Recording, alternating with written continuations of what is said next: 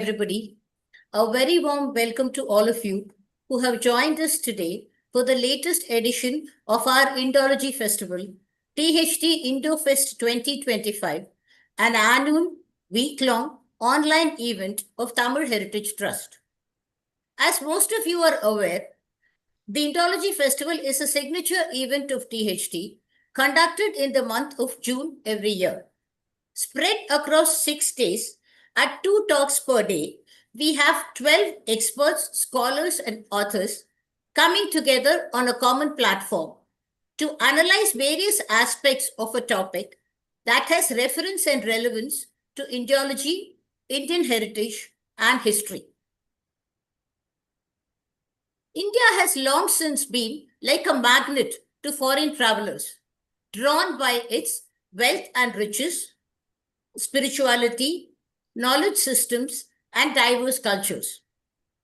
From ancient times to the modern era, our subcontinent has seen a steady stream of travelers, ambassadors, pilgrims, scholars, travelers, adventurers, traders, conquerors, and colonizers. Each of these people have left behind a unique narrative of their own. Some of them are awestruck, others are a little critical, but uniformly, all these narratives are deeply revealing. Thematically titled Wanderers and Witnesses, Travelers' Tales of India, this year, in our Indology Festival, we propose to explore, through the lens of these foreign travelers, the social, cultural, political, and administrative identity of India through the centuries. From Megasthenes, who traveled to the court of Chandragupta Maurya, to the medieval travels of Marco Polo. From the spiritual and religious pursuits of Xuanzang and Fahian, to the insightful writings of Biruni. From the shrewd political observations of Veenus and Paes, to the delightful travelogues of Tavernier and Bernier, the narratives of these foreign travelers have played a very important role in shaping our understanding of India's past. No matter what the motivation may be, it could be conquest or curiosity, spiritual pursuit or trade.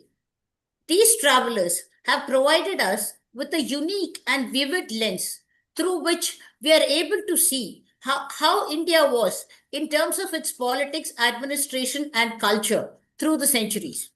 And this information is relevant to us even today. Join us as we delve into the motivations and journeys of these foreign travelers, try to put into context the historical insights of their writings, understand the interpretive challenges and legacies of their narratives. We are sure that this is going to be an enriching journey for all of you. This is because not a single traveler who came here saw India as merely a land. To them, it was an experience that they underwent. And then they remembered, and then they studied, and then they recorded, and then left it behind for posterity. And we are indeed lucky because we are able to revisit many of these narratives today and get a glimpse into the past to understand how our country was and appreciate it in its totality. Before we move on to the main program, I'd like to give you a brief introduction about Tamil Heritage Trust, which is our organization, especially for the benefit of those who have joined us for the first time today.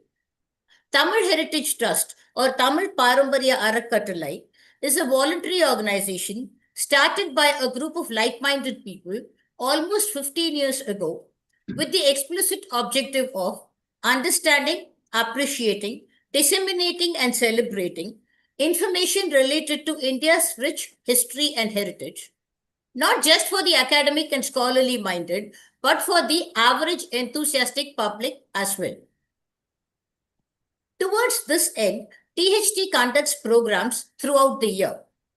Chief amongst these are talks and seminars.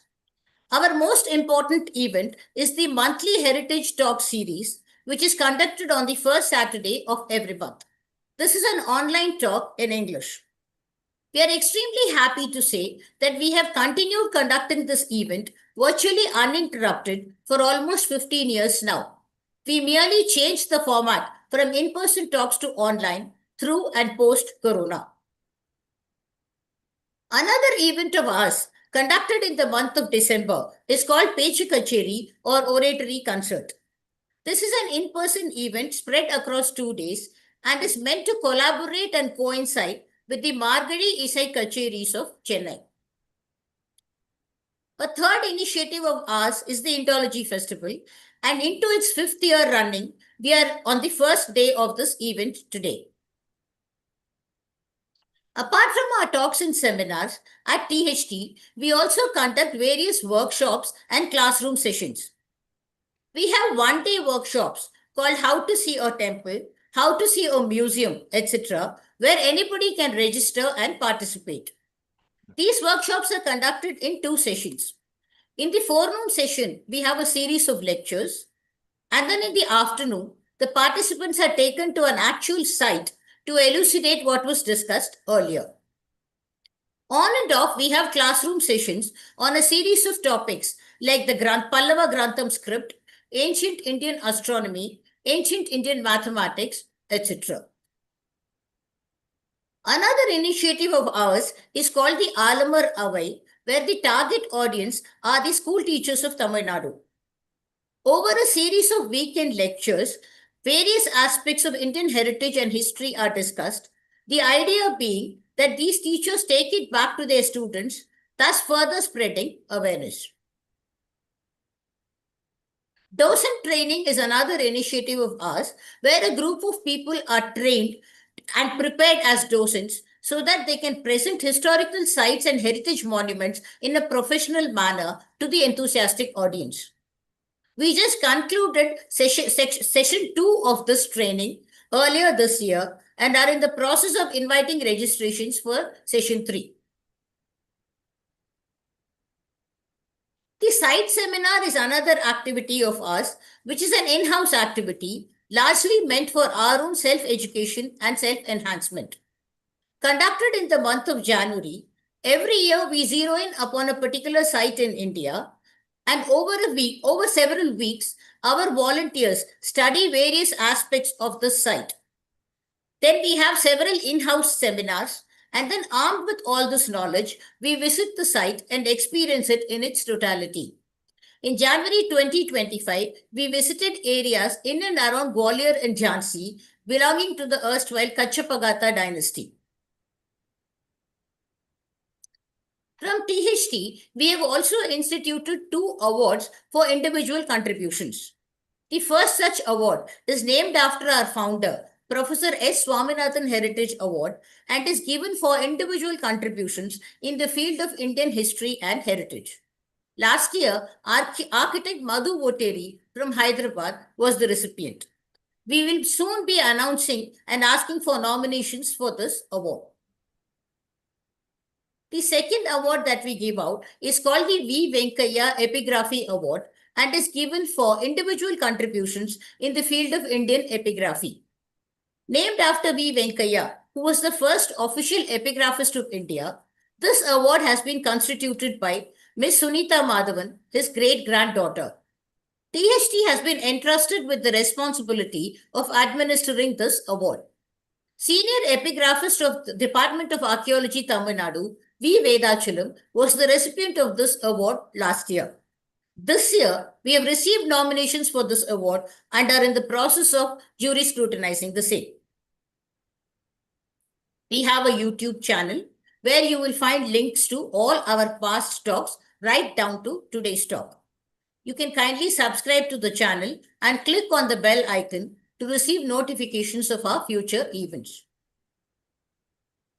These are our social media handles and this is our mailing address. You can mail us here to join our mailing list, or if you want to contribute in any way in a voluntary capacity in terms of joining our activities, etc.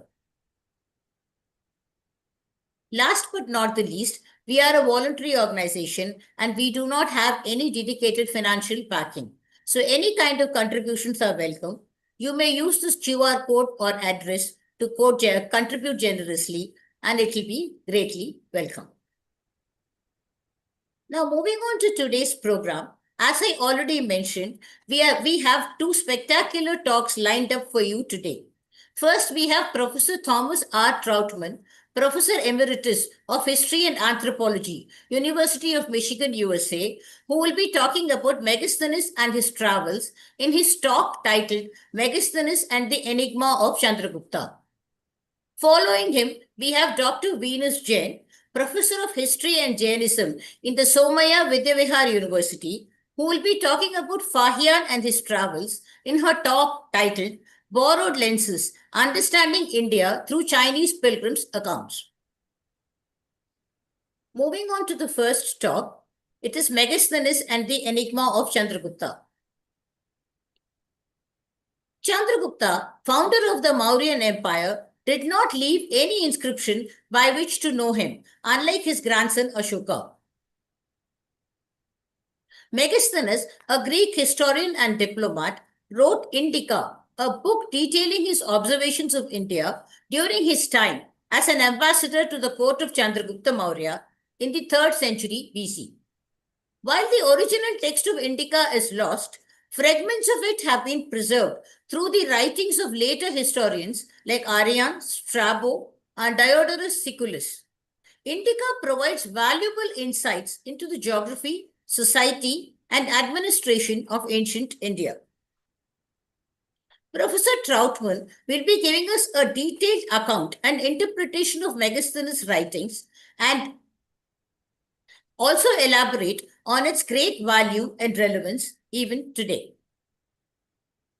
A little bit about the speaker.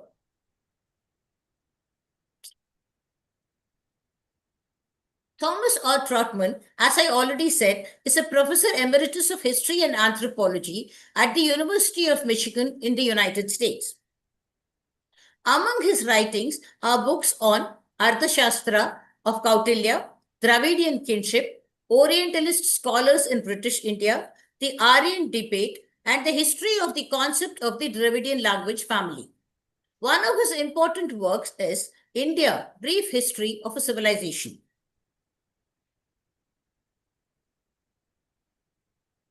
His most recent book is Elephants and Kings, An Environmental History. He has traveled to India in the past, and most important, he has friends amongst us in the Tamil Heritage Trust. We are delighted to have Professor Trautmann here with us today to deliver the inaugural address of our Indology Fest. A warm welcome to you, sir. Yeah. You can share your presentation now, sir. Share. Right.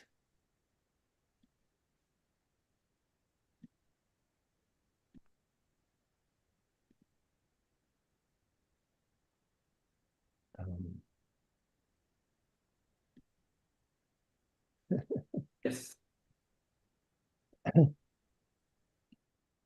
Hello to everyone. Thank you for coming.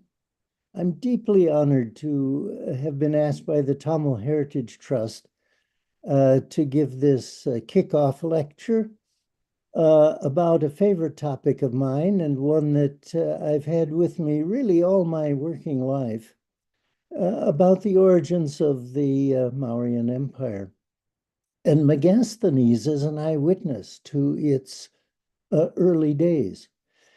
And I want to thank my friend Argopu and Srimati Gauri for their friendliness and helpful guidance. So let me begin. Here's the outline of the talk. I'm going to try to pose what I call the fame and enigma of Chandragupta, and then give you a brief sketch of the Persian Empire and its aftermath as the international context of the formation, the creation of the Mauryan Empire.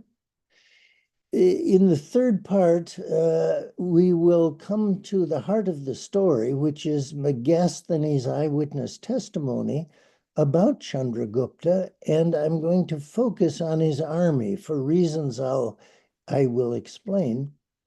And then in the fourth section, I will talk about the interpretation of these remarkable testimony of an eyewitness, which we otherwise lack. So the first part, what is the fame and what is the enigma? The fame of Chandragupta is Chandragupta was very famous in ancient India. And the best way to illustrate this is to say that 600 years after his life, another king named Chandragupta, who was a king of Magadha, the same state in Bihar, created an empire which we call the Gupta Empire. And the fact that the person and the place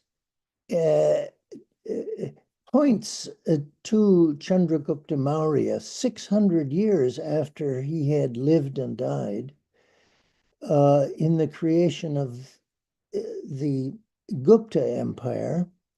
It's as if to say that the Gupta Empire was the Mauryan Empire reborn, and Chandragupta, its founder, was, in a sense, the reincarnation of the first Chandragupta of the Mauryan Empire. So we could say that Chandragupta was never forgotten. There are many, many stories about him.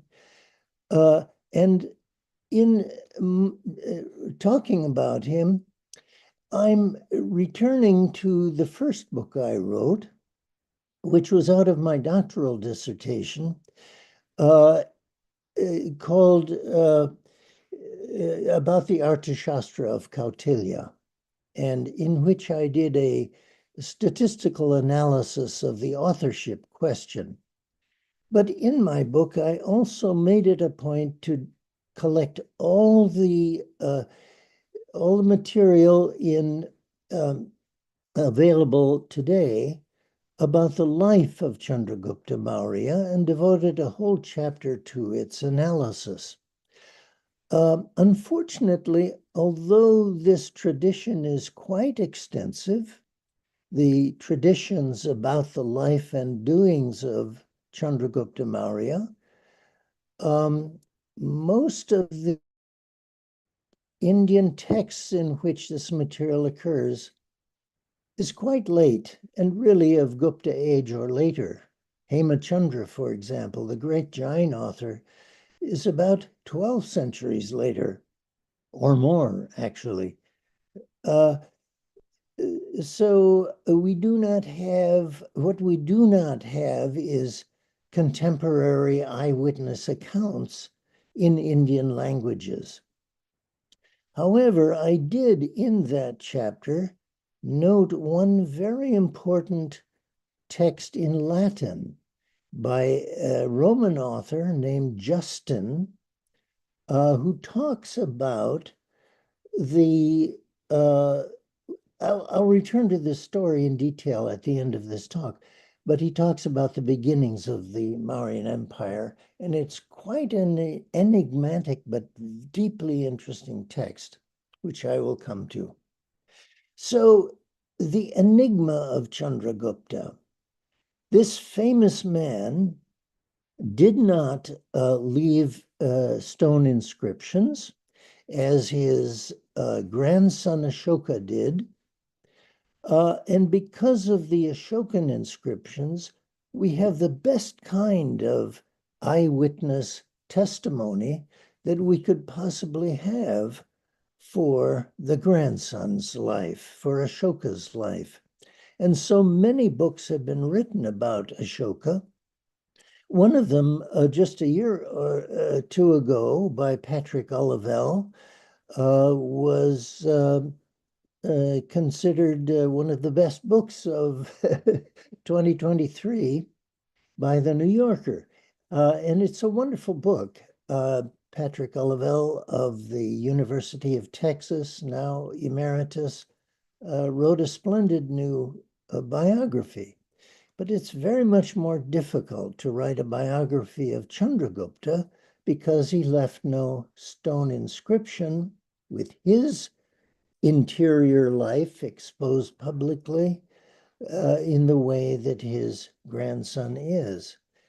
Now, it's possible that Ashoka, the grandson, actually was the first to have inaugurated the formation of stone inscriptions in writing. It's even possible, as Sri Ram Goyal has suggested, that the Brahmi script is an invention of, was commissioned by, sorry, let me come to the Brahmi script. That the Brahmi script was devised under direction of Ashoka. It's possible that there was no Brahmi script in use by government, in any case, in the time of Chandragupta. And this is only a speculation. We cannot confirm it. It's an argument from silence, as they say, and the argument from silence is always a weaker argument, the argument from non-existence of datable examples of the Brahmi script in Chandragupta's time. What we know by looking at this amazing script is that it is a combination of two things. In the first place, the shapes of the letters are from some script of the Semitic family, the Semitic family of scripts, which include, by the way, non-Semitic languages like Greek and Latin, the Roman script that we use today. But while the shapes of the letters come from a Semitic script, the order, the alphabetical order of the letters is different. It's not the arbitrary ABCD order of the Roman script, for example, which derives from the Semitic script. It is the very rational order that is found in Brahmi and all its modern derivatives, including the Tamil script and the Devanagari script. The Kakagaganga order, or the I, order, is very rational, and it derives from the phonological science for the study of the Veda developed by the Brahmins in early India, long before the Mauryan Empire. So it's the fitting of this phonological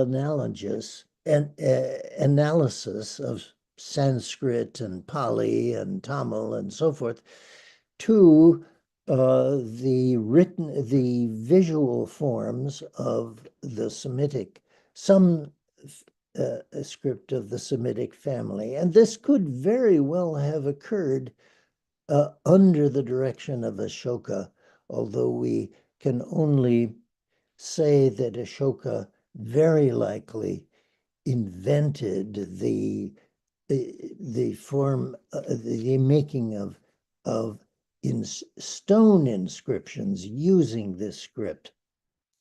He certainly was aware of the Greek script and of the Aramaic script, because Ashokan inscriptions in these languages occur in the West, in Afghanistan, and were found beginning in the 1950s at Kandahar in Afghanistan, so that in the 50s, those who had been skeptical that Chandragupta's empire reached as far west as Afghanistan were shown to be wrong because his grandson had left inscriptions there. So that's the enigma of Chandragupta. Though he's very famous, we don't have contemporary eyewitness accounts in Indian languages. We do, however, have Megasthenes. Now, Megasthenes, the ambassador who visited Chandragupta and wrote a book called Indica, really a history of India, in Chandragupta's time. I want now to turn to the international context in which the Mauryan Empire was formed, namely in the aftermath of the Persian Empire. Here are a few dates for you to keep in mind. The Persian Empire of the Achaemenids of 550 to 330 BCE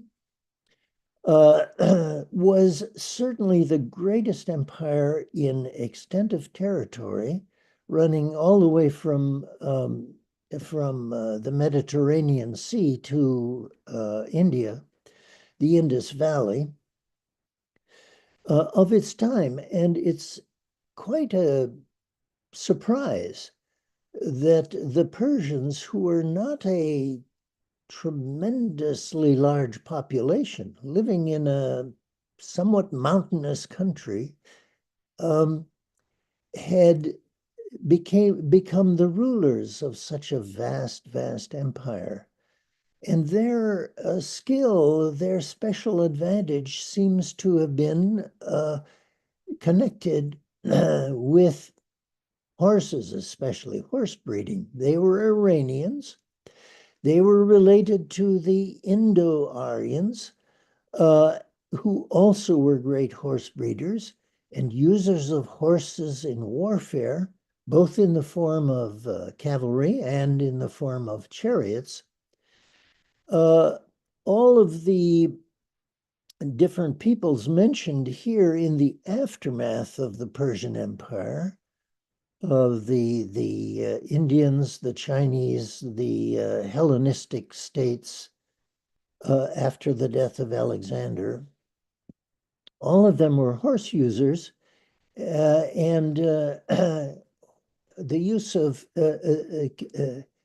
horses as mounts and as the drawers of chariots is deeply connected with the Persian Empire and its predecessors, who from the end of the Bronze Age contributed to the spread of a kind of what I call a threefold army of foot soldiers, cavalry of some sort in some underdeveloped form, and chariots. And in the aftermath, for example, we find after the death of Alexander, who put an end to the Persian Empire and became, Alexander himself, in a sense, became the last emperor of the Persian Empire. Then he died suddenly at Babylon at the age of 32. And we have these other developments in the post-Alexander development. The Mauryan Empire from 321 BCE, the Chinese Empire almost exactly 100 years later. Now, the Chinese were not part of the Persian Empire, but they were influenced certainly by this threefold army pattern, even though they were completely out beyond the reach of the Persian Empire. And the two empires follow each other in this sequence as if the influence of the threefold army pattern had developed in this same way and also died in this same order. First the Indians, then the Chinese. The Chinese emperor of Qin Shi Huang, who gave his name Qin to China. The name China comes from the first emperor. And I'll show you in a moment a picture of his terracotta army. But also I'm going to talk about the Hellenistic period, the successors of Alexander who were Greeks or Macedonian officers of Alexander, plus indigenous powers of North Africa who adopted the Indian war elephant, which was the Indians' variation on the pattern of the threefold army. The Indians developed the fourfold army by adding to it the war elephant. So I'm concentrating on the military pattern that we see connecting these various successors or later empires following the demise of Persia. So here is the Indian war elephant. This is a favorite picture of mine from Kota in Rajasthan, a sketch really, unfinished, a practice study maybe, in which the author is trying to get the detail very exact and get the line very exact.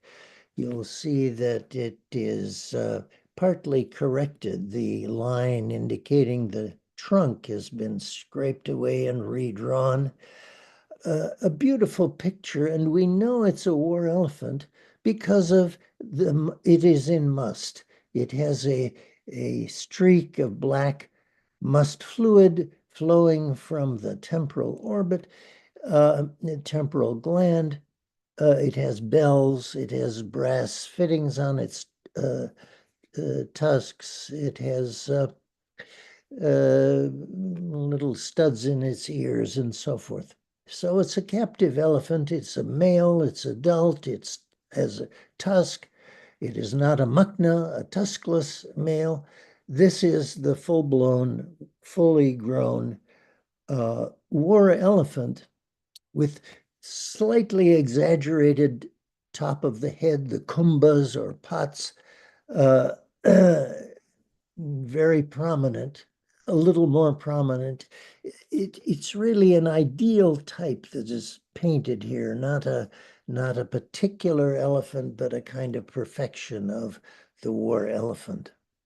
I've always liked this passage from the Mahabharata,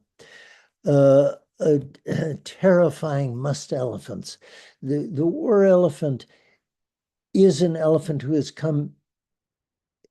had his first must at age of perhaps as late as 30, not well after he's become sexually mature.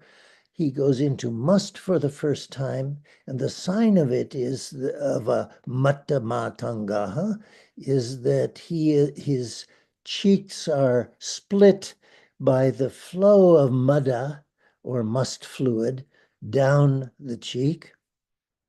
Well-tusked 60-year-olds. The elephant in his prime of life, the male elephant, is said to be 60 years old. And I puzzled over this a long time until I found some studies of African elephants by recent elephant behavior, animal behavior specialists like Joyce Poole and Douglas Hamilton and others. And it's clear now that male elephants continue to grow in size and bulk nearly to the end of life. And so it's not the 10-year-old elephant having becoming sexually mature, or the 30-year elephant with its first must, but the elephant of 40 or 50 or even 60 years, who increases in bulk and therefore increases in its dominance over other elephants, other male elephants. In other words, the war elephant is the largest, most difficult to control and to capture and to train elephant of all. And this complexity and difficulty tells us that the war elephant was not invented from the wild all at once, but there was a long prehistory of elephant capture and training leading up to the development of the war elephant, which is this largest and most difficult to manage elephant. Keep that in mind. Here's the terracotta army of Qin Shi Huang. You see here, most of the soldiers are foot soldiers, but you do see some, toward the front, there's some ranks of horses. They're not drawing chariot, although chariot may have disappeared, but certainly they had cavalry, and certainly the terracotta army that the first emperor buried to accompany him in the afterlife certainly had horses in it and some chariots, which are very complex devices. And in this period, the Chinese, emulating the practice of the Persian Empire, had this threefold army, and its nobility dominated the most expensive arm of the army, which was the chariotry. And so that was their form. The Chinese never adopted the war elephant. They deliberately rejected it. They did have wild elephants in China. And the book by Mark Elvin called The Retreat of the Elephants, An Environmental History of China, attracted my attention and gave me, by contrast, the contrast of India with China on elephants. The refusal of the war elephant by the Chinese and the clearing of the royal policy of clearing the forests of large dangerous animals so that farmers could settle and extend cultivation was a very great difference between India and China, which launched me on my elephant book. On the other hand, the war elephant of India did influence Alexander, and it did influence the Hellenistic states which came after Alexander. And Indian knowledge, therefore, of the war elephant was being used. So to examine this aftermath, let us bring in Megasthenes. And let us begin with,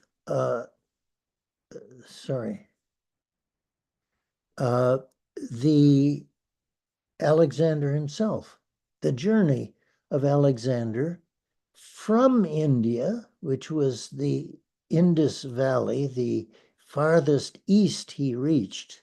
He wished to go further. He wished to go into the Ganga Valley, but his men mutinied, and he was unable to find out whether, as he believed, India was the edge of the earth and that one could reach the ocean from India. Instead, he went down the Indus from Taxila, taking with him elephants he had acquired from his one and only battle against an Indian king using elephants. his battle with a king that is called Porus in the Greek sources. And this Porus, he confronted with an army of 120 elephants.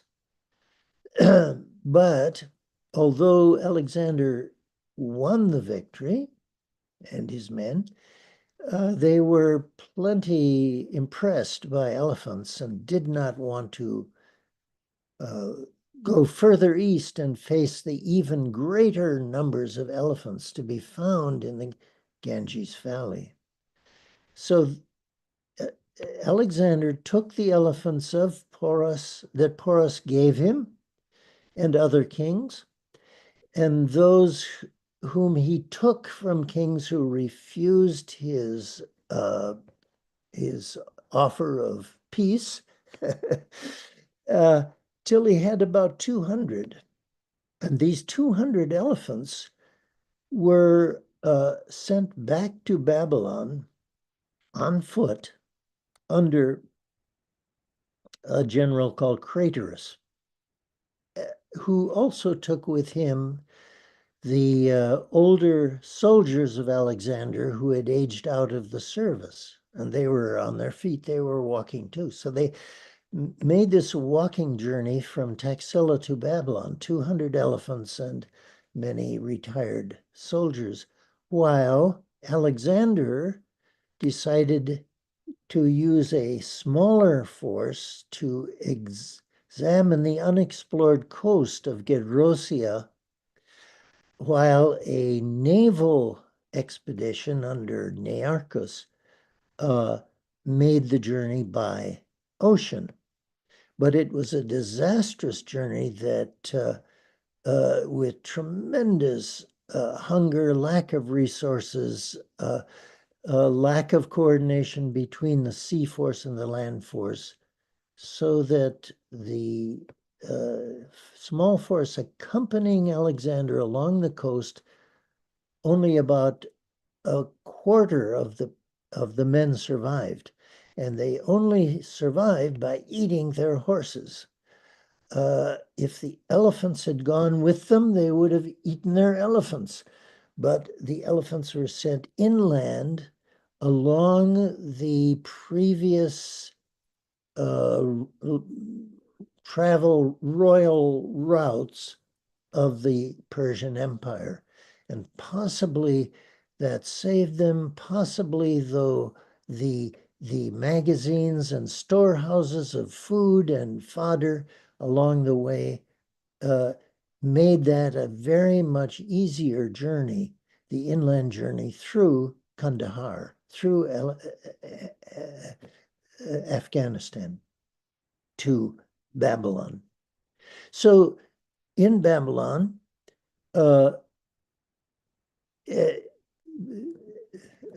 Alexander lived for a time, and then he suddenly died at age 32. His men divided up the 200 elephants he had acquired and went to war with one another over his empire and divided it up. And the two great winners were his officers, Seleucus, who extended his power over the eastern part of the empire, and Ptolemy, who a Macedonian officer who ruled Egypt and is the ancestor of Cleopatra, the last of the dynasty.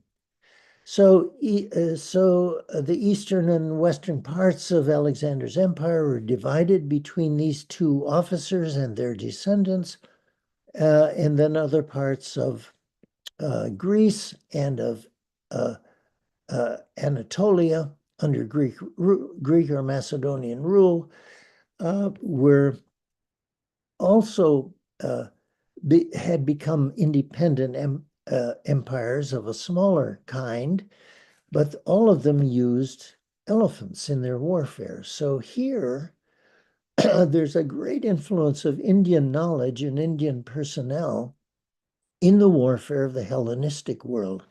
And that is part of the context of Megasthenes. as we see in his testimony about Chandragupta's India, he's very interested in military matters. And so it's on military matters I'm going to focus in talking about Megasthenes.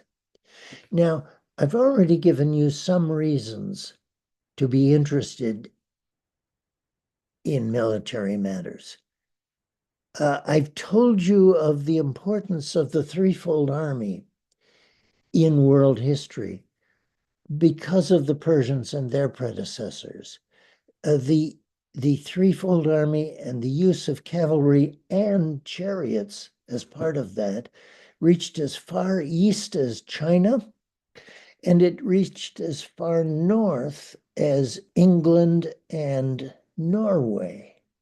So there was an explosion of chariot use across the ancient world, coming out of the Middle East, coming out of Mesopotamia and Assyria, and further propagated by the Persians, that really covered the old world until the chariot became obsolete and the nobility gave up their interest in the chariot and became horseback riders, and the cavalry developed further.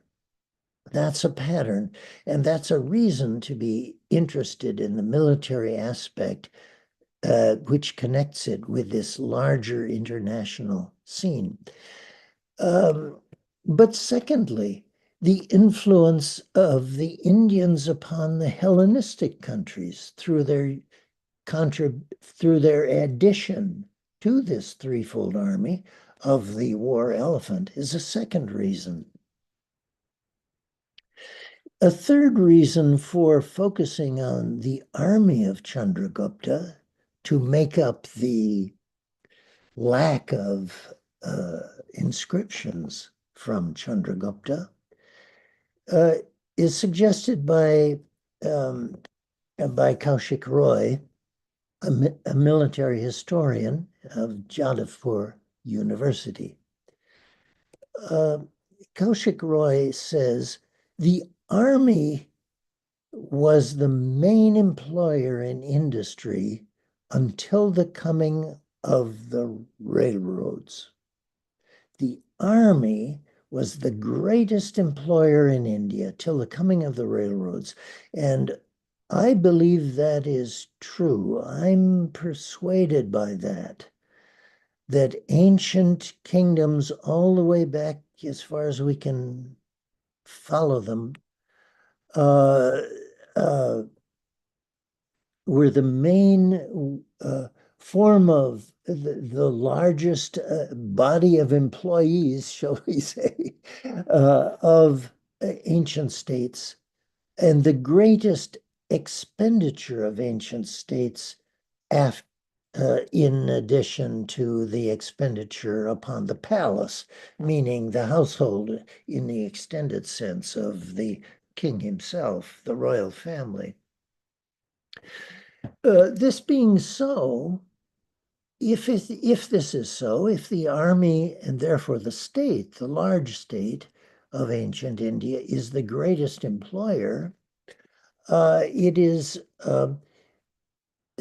the army is the greatest expense of the state, and in a way the mirror opposite of its greatest source of revenue, which is the agrarian sector, the village India of farmers paying land revenue and giving a share of the crop to the ruler. Now, we do have in the testimony of Megasthenes the fact that the farmers are the largest form of the population of the largest sector of the population in Chandragupta's time. Second in size, however, are the soldiers. And their being the second most numerous sector is a really important datum and confirms the idea of Kaushik Roy, I think, about this. Now, professional historians of India in their training, therefore, have always traditionally learned something about land revenue. Land revenue, the revenue upon agricultural land, has always been a kind of key to decoding the structure of the army, of the state. And now we have a second way. By looking at the army, we are also looking at the structure of the state from a second perspective. So these are the three topics, and I'll breeze through these topics, all of the military ones, under these three rubrics. Oh, oops. First of all, the war elephant of India. Megasthenes tells us a lot about the war elephant. And just as tellingly, he says nothing about the war horse in India. India is not interesting to Megasthenes for its horses. The Indians, the Greeks think they know all they need to know about horses because Alexander rode a horse, and so did all his officers and his cavalrymen. But they didn't know about the war elephant, and had a lot, Megasthenes had a lot to say about that.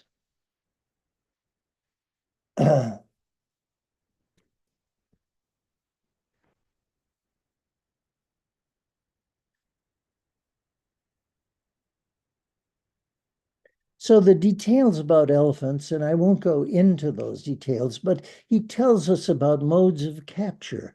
He tells us in such a way that we feel he's an eyewitness to an actual capture of elephants.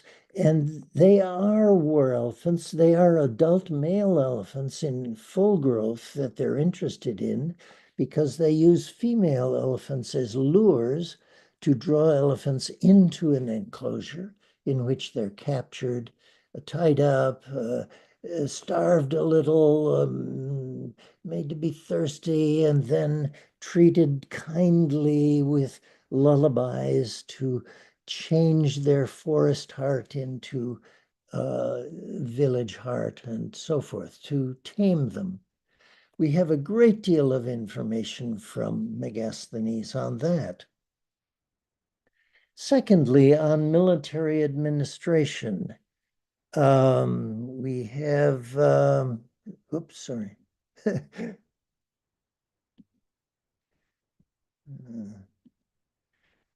We have in the military administration a description from Megasthenes that names the four parts of the fourfold army: infantry, horses, chariot, and elephants.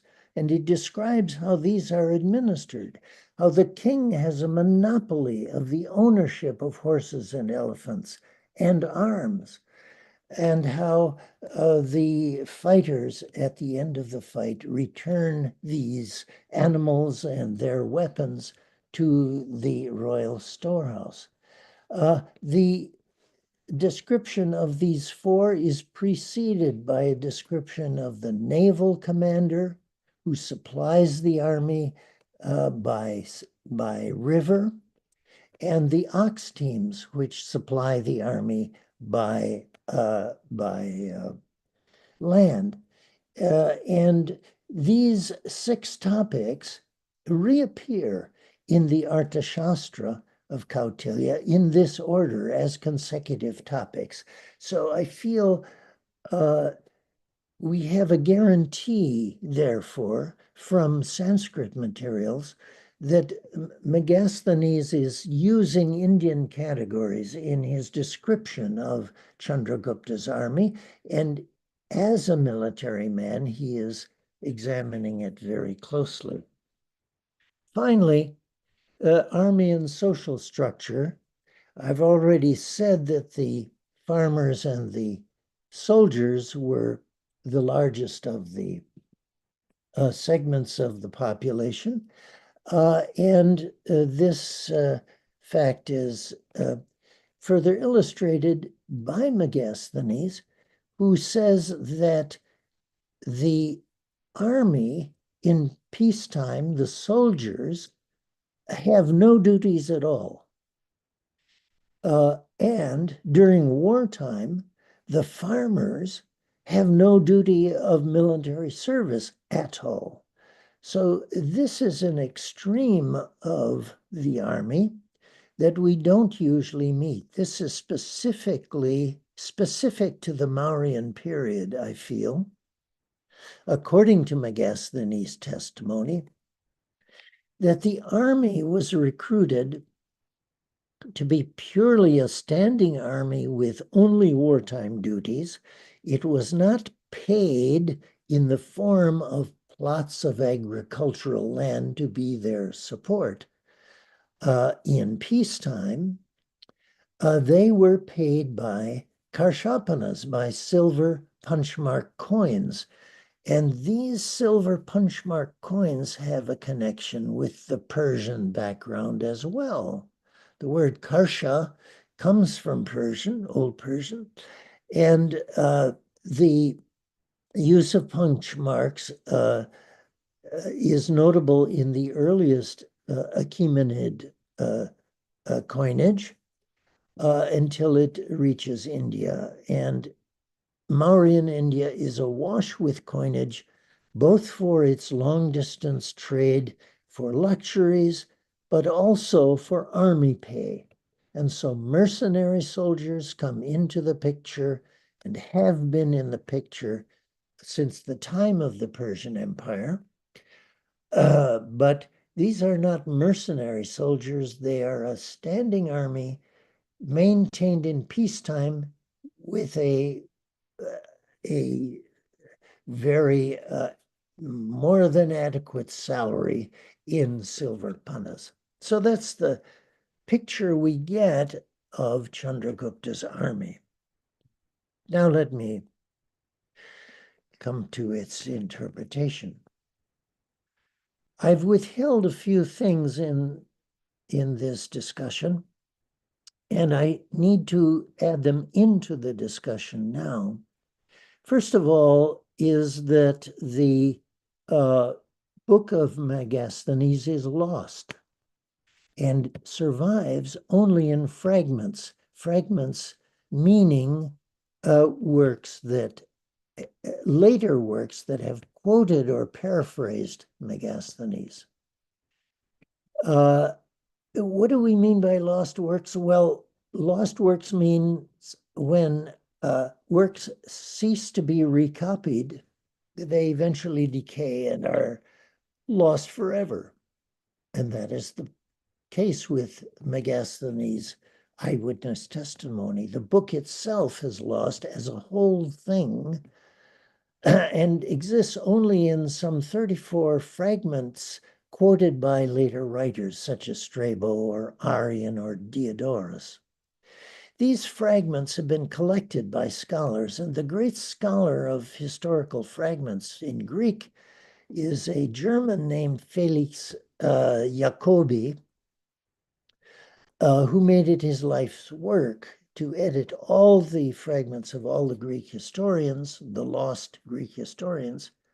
These have been re-edited and are now available online by the Dutch publisher Brill, using many, many scholars to re-edit and translate into English the fragments, which is available online, the BNJ. And so we have these 30-some fragments of Megasthenes from which to reconstruct his book. Now, I want to draw upon the fragments to speak of another eyewitness testimony named Nearchus.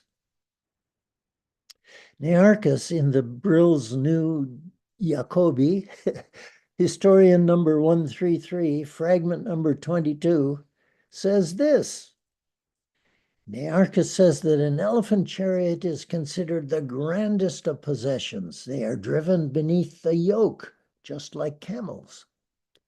A woman is considered fortunate if she receives an elephant as a gift from a lover. And then he says, but this story does not agree with the one that says that the horse and elephant are a possession of the king alone. So Strabo is seeing a contradiction between one Greek eyewitness, Nearchus, a companion of Alexander, and Megasthenes, who visited Chandragupta Maurya in Patna in the Ganga Valley. Now that's the clue to this testimony. Here's another fragment of the same author, Nearchus, in Aryan, a different writer. It's much more detailed. And what it tells us is the hierarchy of dignity governing mounts, means of transport in India. Most of the Indians have camels, horses, and asses as mounts, but the rich have elephants. For among the Indians, the elephant is a royal mount, the Rajavahana, almost a perfect translation. Second in prestige are 4-horse chariots. Note 4-horse. Third are camels, but to ride on a single horse is devoid of honor. Now think how odd this would have sounded to Nearchus' Greek reader, since to ride on a single horse is what Alexander the Great did, and all his officers, and all his cavalrymen as well. So it would have seemed interesting and odd, as it does to Nearchus. It's almost a surprising thing to tell a Greek reader that to ride on a single horse is devoid of honor. And that's why he's attracted to this subject of the honor attaching to different means of conveyance. And then we come to this business about giving a gift of a horse to a woman from her lover, which is another way, kind of probably humorous way of saying that the elephant is the greatest gift, is the royal gift, a gift worthy of a king. And he ends by mentioning both Nearchus and Megasthenes as reputable men he has drawn on. Aryan doesn't notice any contradiction between these two sources, but Strabo has, and Strabo is right. Here is the reason for the contradiction, which Strabo did not understand. Nearchus is describing the means of conveyance in peacetime in the Indus Valley, in the Northwest, in what is now Pakistan and parts of India, Indian Punjab.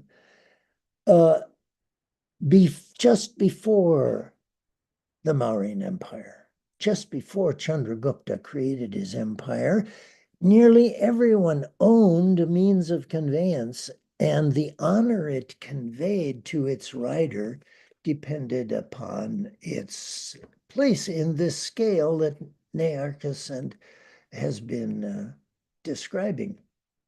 Whereas Megasthenes tells us about Chandragupta's India, in which horses and elephants are a royal monopoly, and they are no longer available except through grant by the king to others.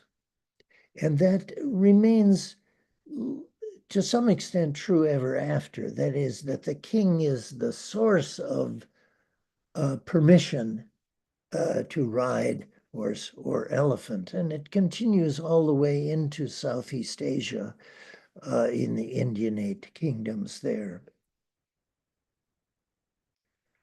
So that's a really interesting tidbit, and it tells us how revolutionary was the sort of absolutism of ownership of horses, of elephants, and also of land. For the king in Megasthenes is the owner of all the land, and all the farmers hold their plots of land at the grace of the king. That's an exceptionally strong form of royal ownership that we do not find in post-Mauryan India until later. Sorry. Let me end by returning now to the testimony of Justin in Latin, not in Greek, in Latin. Justin has this fragment from an earlier writer about Chandragupta, who is called Sandrakotos in Greek and Latin. And this, I'll end with this. This man was of mean origin, but was prompted to aspire to royal privilege by the divine will. For when he had offended King Nandros is certainly the Nanda king of the Ganges Valley, and was ordered by the king to be slain, he sought safety in the swiftness of his feet. He ran away. When from fatigue he lay down and fell asleep, a lion of enormous size approached the slumberer, and having licked from him the freely flowing sweat and gently waking him, left him. This prodigy, this numen in Latin, this unusual event, first inspired in Chandragupta hope of royal power, and gathering together a band of robbers, he instigated the Indians to a new sovereignty. He overthrew the Nandas, in other words. Thereafter, when he was preparing for war against Alexander's prefects in the Indus Valley after Alexander's death, a wild elephant of great bulk came up to him of its own accord, and as if tamed down to gentleness, as if he had trained himself to be a war elephant, took Chandragupta on his back and became his leader in war, etc. Having thus acquired the throne, Sandrakotos was in possession of India when Seleucus was laying the foundation of his future greatness as ruler of the eastern part of the former Persian Empire.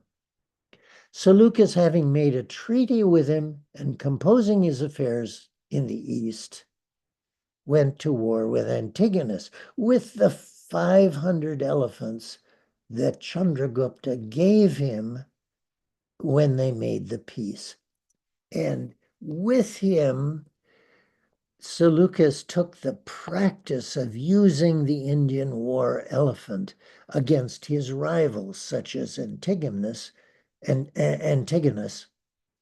this immediate aftermath of the death of Alexander.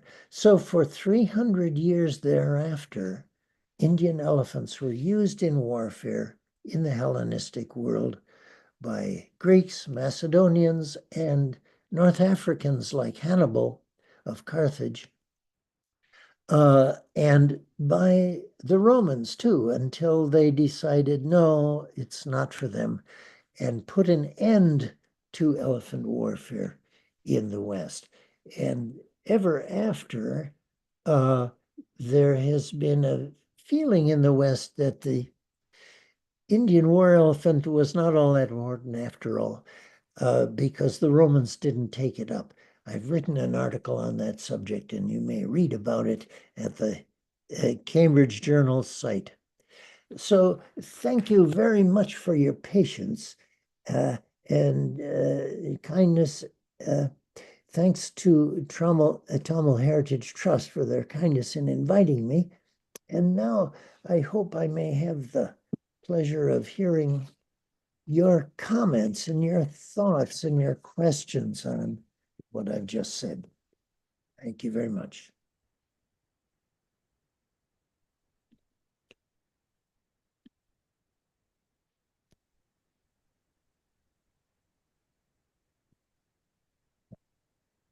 Hope you can. Good morning, Professor. Yes. I will take questions from the people who have been, the audience who's been following your talk, and I'll pass them on to you, moderating the questions. Before that, I have a question of my own. You said we don't have any of Megasthenes' own writings. We only have quotations from other people's writings, people like Strabo and Justin, etc. But these were in Strabo, and were they writing in Latin or Greek? Because Megasthenes was writing in Greek, wasn't he? Yes, he was. And the last one, Justin, in Latin, he was writing a shortened version of an earlier historian called Trogus. That's a complication.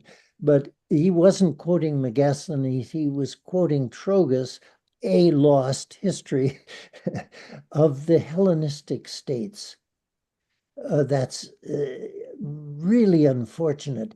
The effect, the Roman emperors, beginning with Augustus, put an end to the Hellenistic states and their liberty, and they were absorbed into the newly created Roman Empire. So the formation of the Roman Empire under Augustus in about 30 BCE was the end of the Hellenistic period, and because the Romans had decided against continuing to use the war elephant, that prohibition extended all across the world ruled by Greeks, Macedonians, and North Africans, Carthaginians, and so forth. So the Roman refusal of the war elephant came after a period of trying it out. And they came to believe that the war elephant, after all, is not reliable. It can run amok and harm its own, inflict greater harm on its own side than the other side. This became a fixed belief. And in my recent article about Alexander and the elephants that's being published just next month, it's available in a pre-publication form at Cambridge Journals. It's called Alexander and the Elephants, and it traces the influence of the anachronistic influence of Roman hostility to the war elephant on ancient writers and upon modern historians of the Hellenistic period. So I'm trying to encourage people to take the Hellenistic use of war elephants more seriously, and because there's a kind of lost history. I'm sorry I'm going on, but there's a kind of lost history of Hellenistic tactics and use of elephants. The books of military tactics ceased to copy the chapter on the tactics of using elephants.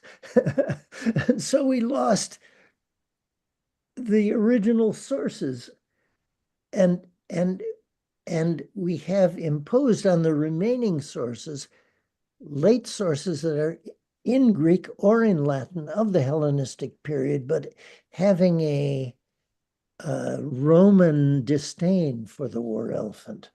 And that has perpetuated itself to the modern time and to modern professional historians, I try to argue in this forthcoming article.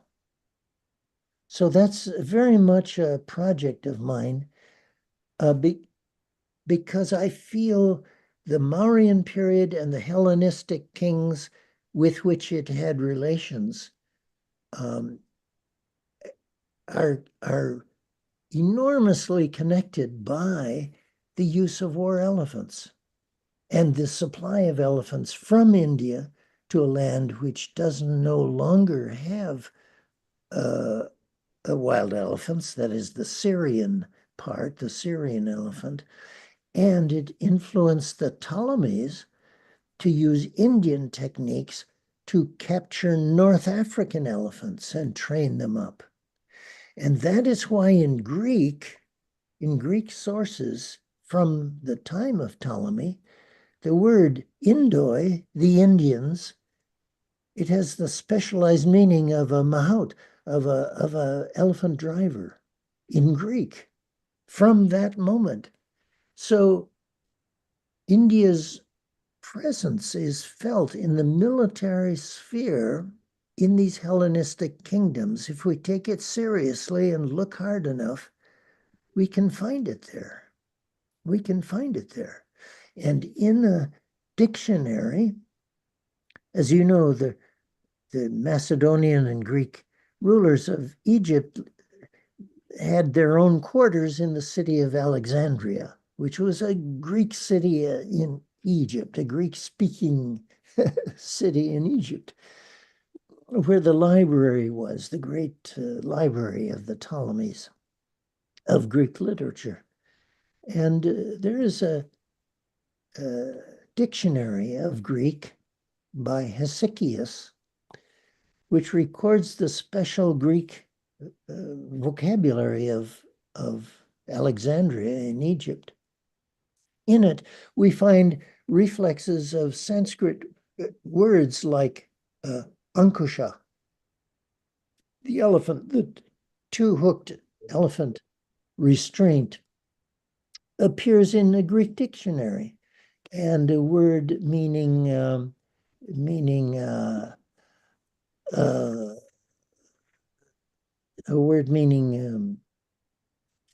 camp, niveshana, would be the Sanskrit equivalent, appears in Greek, and so forth in this dictionary then.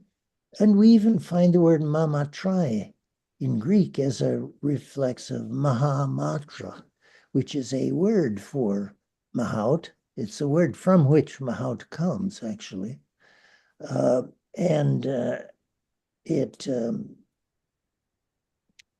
So there, if we look closely enough, Mahamatra means official, government official in Ashoka's inscriptions, right? He's like, well, that is true. That is true. And it's always a kind of a mystery how it also came to be a source of Mahawat. And because it means literally a person of consequence, of great measure. It's transparent word. It doesn't mean an elephant driver. But it's thought that there was probably some other Deshi word that came to be identified with Sanskrit Mahamatra to give the oddity that in a Sanskrit dictionary, Mahawat means a great minister, but it also means an elephant driver who's paid very little to do his very important work of guiding the elephant to perform human tasks interesting for humans. that's very interesting. So we have suddenly we have about 10 questions for you from the audience. Let me go through one or two of them. One of the speakers, Ramesh Gauri Raghavan, asks, what do you say of the Mahasthana and Sogaura inscriptions being attributed to Chandragupta Maurya? Are you familiar with those? Well, let's just say it's controversial. I don't deny that there's no conclusive evidence. Let's put it that way. There's no conclusive evidence. It is still okay, let's agree, an open question which scholars can debate, but when we look at the Ashokan inscriptions as a body, it does appear as if he believes he is inscribing stones with his words for the first time. He's not saying that he invented writing or invented Brahmi script. Let's leave that as an undecided question. But he does seem to be saying that he is the first to have thought of making a Dharma lipi, and using a word which comes from Persian, after all, lipi, dipi. So, in a sense, Ashoka's testimony seems to assert that he is the first to write stone inscriptions, to write in stone his own words as the ruler, and that seems to imply that it was well known that that had not been done by Chandragupta and by Bindusara, his son, the father and the grandfather of Ashoka. Yeah. So I would tend to be skeptical of that. Okay. Badri asks, how much do we learn about Megasthenes about the extent of Chandragupta's empire? Given that he was the founder, how much did he expand? Do we find that from Megasthenes or from other writers? Badri asks, how much do we learn about Megasthenes about the extent of Chandragupta's empire? Given that he was the founder, how much did he expand? Do we find that from Megasthenes or from other writers? Megasthenes. How much do we learn about Megasthenes about the extent of Chandragupta? Sorry, there's an audio. Yeah. Okay. Some kind of loop. Yes, the extent of empire is from Megasthenes, and it's exceptional. It's breathtaking, and it's not surprising when he says that. He says they met and they clashed near Kandahar. Kandahar, by the way, is Alexandria. It's simply the modern version of the name Alexandria, the name that Alexander gave to that settlement, his own name. And the provinces of Arachosia in Greek and so forth, the four provinces of which comprise modern-day Afghanistan, almost the entirety of it, given by Seleucus to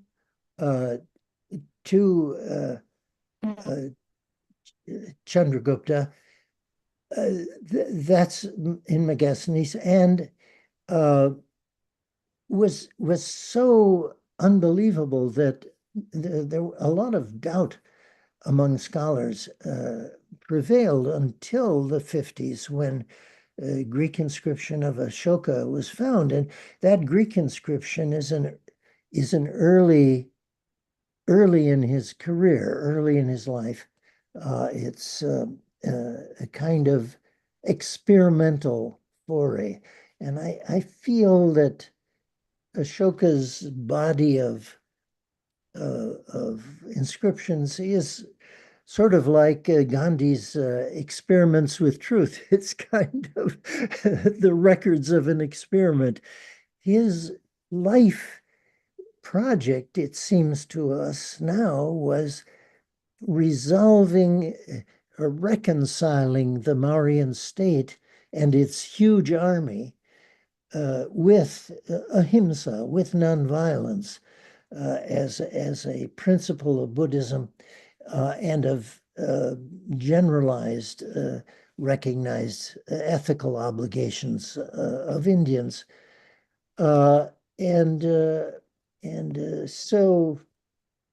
it was astonishing that it's astonishing to find that a Greek inscription of Ashoka so far west. I hope So- I've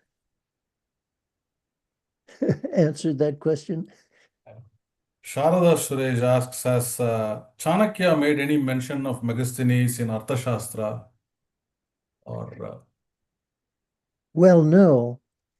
And I should add to what I've said that the very last authority I quoted, the Latin text of Justin, which I had included in my first book as another bit of the story of Chandragupta, has no mention of Chanakya, whereas all the other stories do mention Chanakya. But it is an oddity of that collection of stories that constitutes the biography of Chandragupta in Indian languages. The real hero of the story is Chanakya. He is the one who really engineers everything in his knowledge of statecraft. But on in this related note, world, somebody asked if he's a real person. Was he a real person? was he a real person? I'm inclined to say yes, he was a real person. I'm inclined to say it's rare that that historical figures are invented completely out of air. Usually real people are given stories that may be anachronistic, be new and different, but usually figures with names are not invented and inserted into history. So I'm inclined to say yes, but I'm also inclined to say Justin's testimony is that Chandragupta was the one who offended the Nanda king and fled for safety into the desert. He does not say Chanakya offended King Nanda and had to flee into the wilderness, seek safety and swiftness of feet. So here in Justin, we have a origin story about Chandragupta in which Chandragupta is the hero of his own story. And I now come to feel that this may be a very early version of the stories we have, but one in which Chandragupta is the main figure and Chanakya is not mentioned, because the Chanakya stories really appear to be a kind of advertisement for the importance of Niti Shastra or Artha Shastra and Brahman supremacy, I suppose you'd say. It attributes all Chandragupta's fame to Chanakya behind the scenes. It uses Niti Shastra categories from literature of the Gupta period, not of the Mauryan period. And so I think it may be a late elaboration, really, of the Gupta era that shapes this collection of traditions in this way. And Justin may preserve a fragment of the Indian tradition in its early forms. It is a very Indian kind of story, even if it's told in Latin. It's completely made familiar to Latin readers by invoking the idea that an extraordinary event of nature like a wild elephant behaving as if it were a trained war elephant, is so improbable that it must be a sign of the divine will, of some supernatural guidance. And it could very well be that early royal propaganda in the early period of Chandragupta's reign promoted this kind of story as its own form of self-promotion, orally and spreading orally and acquiring different characteristics. So I don't deny the existence of Chanakya by any means at all. I do think there was a certain clear collaboration between people of different religions in the formation of the Brahmi script. I've already mentioned the presence of Vedic Brahmins in that project, and Pratishakya, a Vedic science in which Indians were extremely advanced. And the Brahmin minister, the Laukika Brahmin, the non-religious Brahmin minister, which is what Chanakya is, there's some aspect of that even in Pali literature, in the character called Vasakara, who is a minister to Ajatashatru, king of Magadha in the time of the Buddha. So there's plenty of reason to think that Brahmins figuring as ministers were a type, a thing in that period. Okay. I'll wrap it up with one last question. I'll ask one of my own. There were, from the excavations and the explorations of the British Orientalists in the 18th and 19th centuries, they discovered a number of Indo-Greek kings who continued on after Seleucus, right, or the fall of Seleucus. You had the Yes. Kshatrapa dynasty and several other dynasties, and they left coins and inscriptions and copper plates and so on. Do they mention anything about Chandragupta? Do they mention anything about the fall of the Greeks? What was the communication there? Because they were the remnants of an earlier kingdom. Well, thank you for asking that question. I'm going to answer it differently, though. I'm going to answer it as if you'd ask a different question, which I asked myself, which was, did the Indo-Greeks value the war elephant? Did they use the war elephant?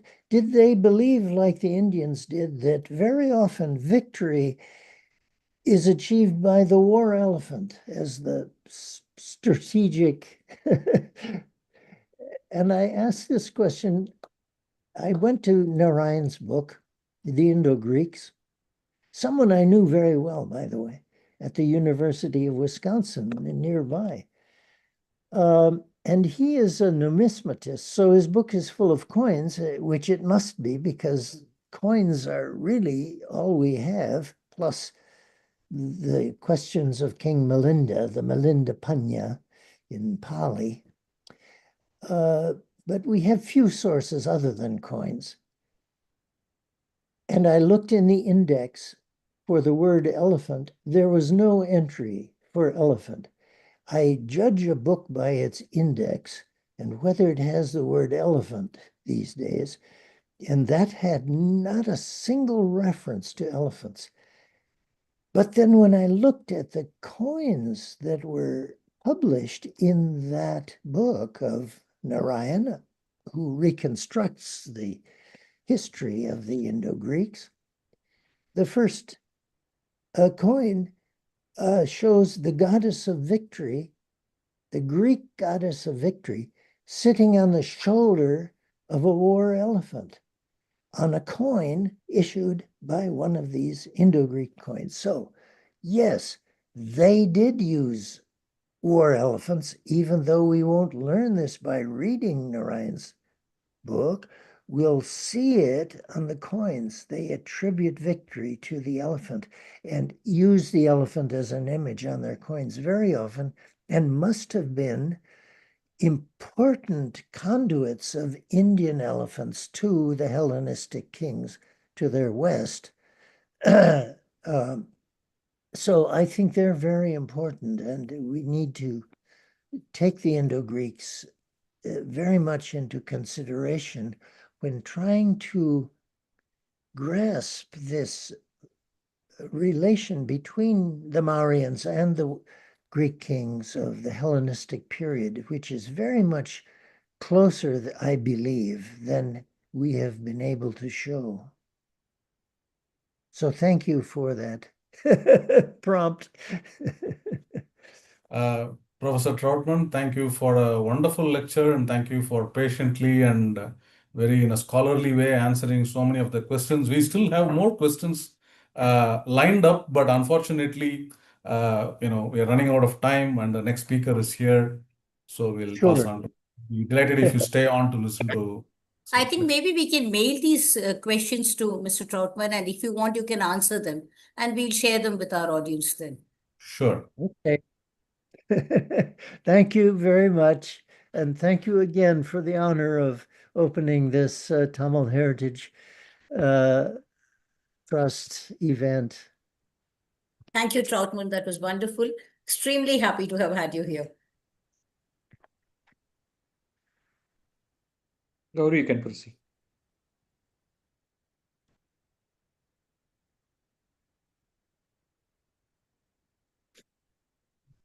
Moving on to the second talk for today, we have with us Professor Dr. Veenus Jain, Professor of Jainism and History at the Somaiya Vidyavihar University, Mumbai. She will be talking about Fahyan and his travels in her talk titled Borrowed Lenses, Understanding India Through Chinese Pilgrims' Accounts.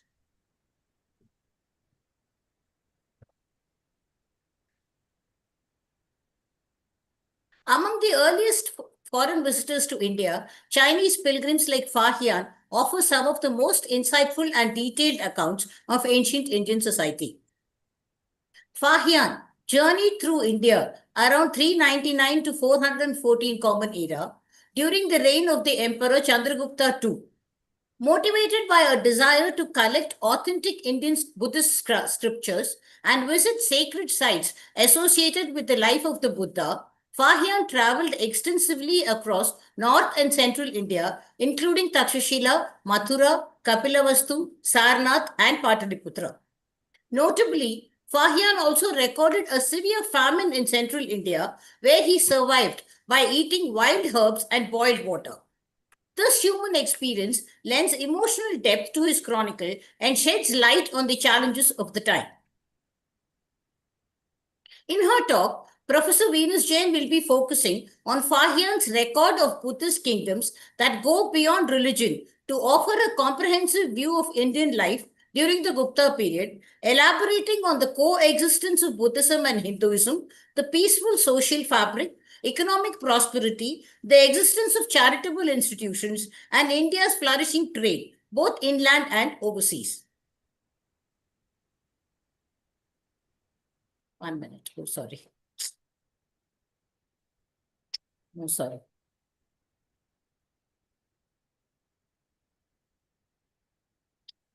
One minute.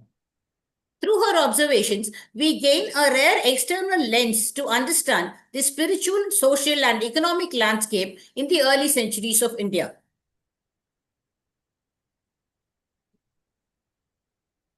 A little bit about the speaker. A distinguished historian and educator with an exemplary career in academia, Dr. Veenus Jain is currently Professor of Indian History, Culture and Jainism at the KG Somaiya Institute of Dharma Studies, Somaiya Vidyavihar University. An author of several internationally acclaimed books like System of Devadasis in India, tradition or travesty, and celebrating tenfold virtue, and over 90 published research papers on religion, culture, and the role of women in religious practices, Dr. Jain has also edited several national and international academic journals. Her awards include President's Award and titles such as the Outstanding Educator and Scholar Award and Distinguished Woman Educator and Scholar Award. Dr. Jain is renowned for her deep expertise in cultural history, Indian knowledge systems, women's role in religious activities, and global implications of Jain philosophies. Without further ado, I now invite Dr. Jain to take over the screen and deliver her talk on Fahiyan. Thank you. Namaste and a very good evening to you all. Am I audible? Yeah. All right. So, as introduced, I will be talking today on borrowed lenses, understanding India through Chinese pilgrims' accounts, focusing on Fahiyan. Please allow me to share my screen, please. You can do that. You can do that. Is my screen visible? You can also do full screen mode if possible. Otherwise, you're okay. If you can go to the view menu. Yeah, just a minute, sir.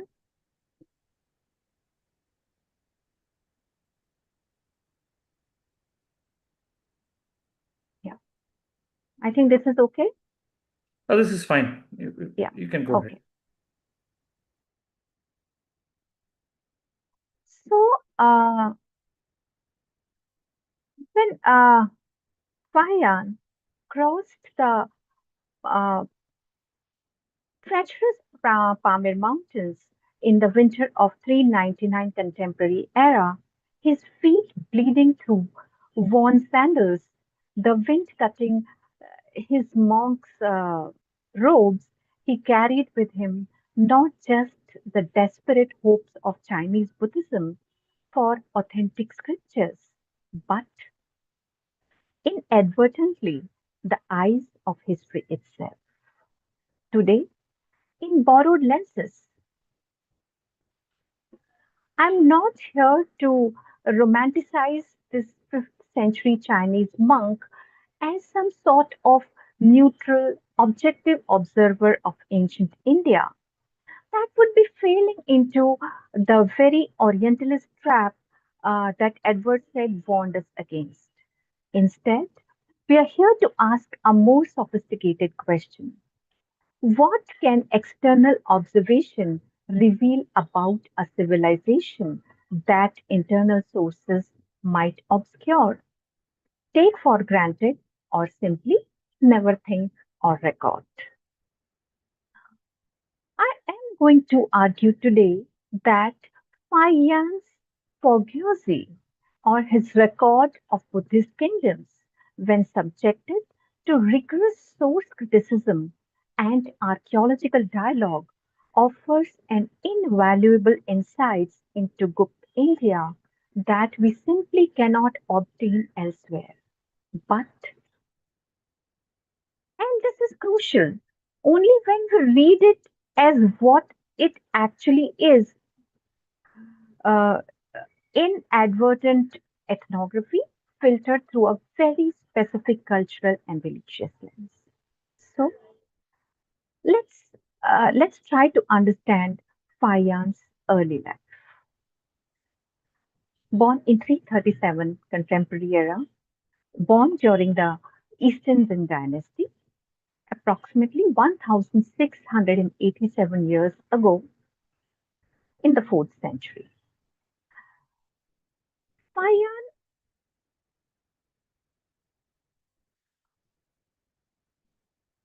was born around 337 contemporary era in the region of Xuanzang province during the Eastern Jin dynasty.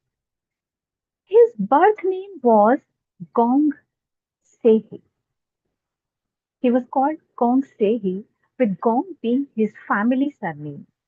He would later adopt the spiritual name Fayan which meant splendor of dharma or manifestation of the law. The circumstances of his birth and early childhood were marked by tragedy and parental anxiety. The three of his elder brothers had died young, creating a profound fear in his father that the same fate would befall the youngest son.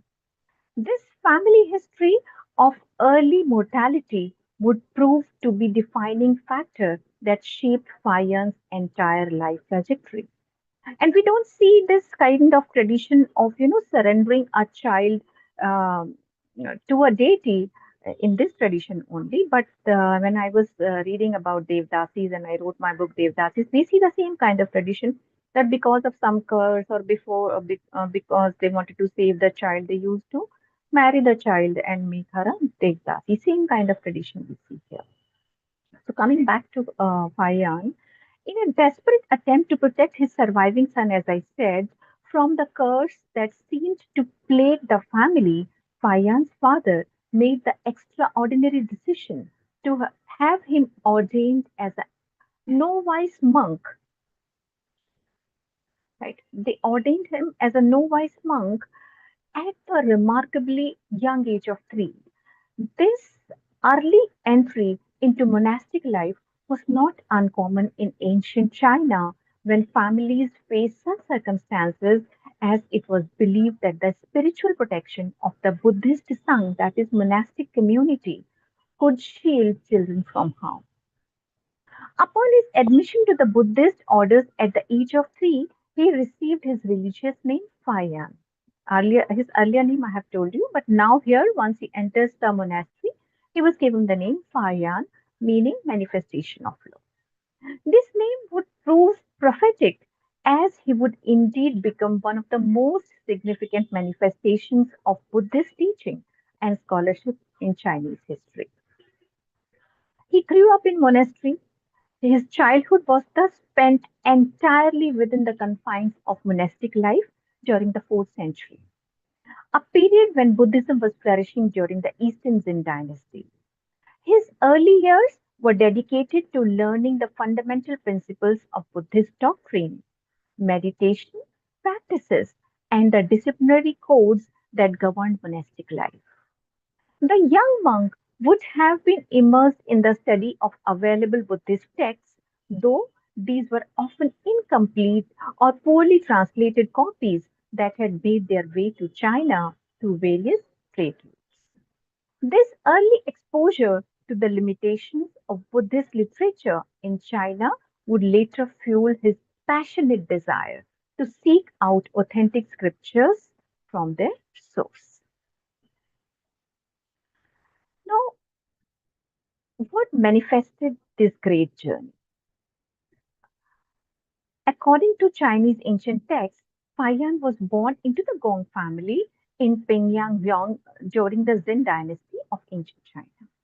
His early life experiences the loss of his brothers, as I told you, his father's proactive decision, and his complete immersion in monastic education from infancy created the perfect conditions for what would become one of the most significant religious pilgrimages in history. The combination of his deep spiritual training from earliest childhood, his first-hand experience with the incomplete nature of Buddhist texts available in China, and perhaps most importantly, his family's intimate acquaintance with mortality would drive him to undertake his legendary journey to India at the advanced age of 60. Starting his journey at the age of about 60 years, he traveled west along the Silk Road to acquire Buddhist scriptures. Fayan's uh, early life dimensions, or you can say Fayan's early life demonstrates how personal tragedy can sometimes lead to extraordinary spiritual achievement.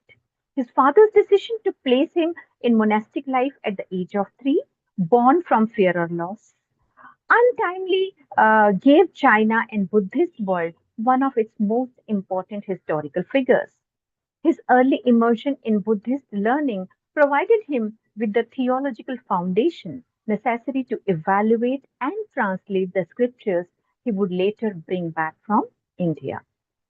The child who entered the monastery to escape death would grow up to undertake one of the most dangerous journeys of his era, traveling thousands of miles on foot through treacherous terrain to bring authentic Buddhist teachings back to his homeland. His early life thus serves as a testament of how divine providence can work through human tragedy to accomplish extraordinary purposes in the spread of spiritual wisdom. Now, he must have prepared for this travel. What would have been the preparations for such an extensive travel of around 25,000 kilometers through different kinds of terrain, through mountains, through rivers, through seas, through deserts, through plains, in all the kinds of weather? First thing was decision. The greatest preparation for this was decision to do it, resolve to find the text. He got the approval from the monastery. All the monasteries he went through blessed him to do it. He planned to start it through the Silk Route, and the provisions he made were minimal travel necessities. Now, this pilgrimage began. He departed from China in 399. Destination was Major destinations was India's Buddhist holy sites. The purpose was obtaining authentic Buddhist texts, and the companions he was joined by other monks. Now, if we talk about methodological framework,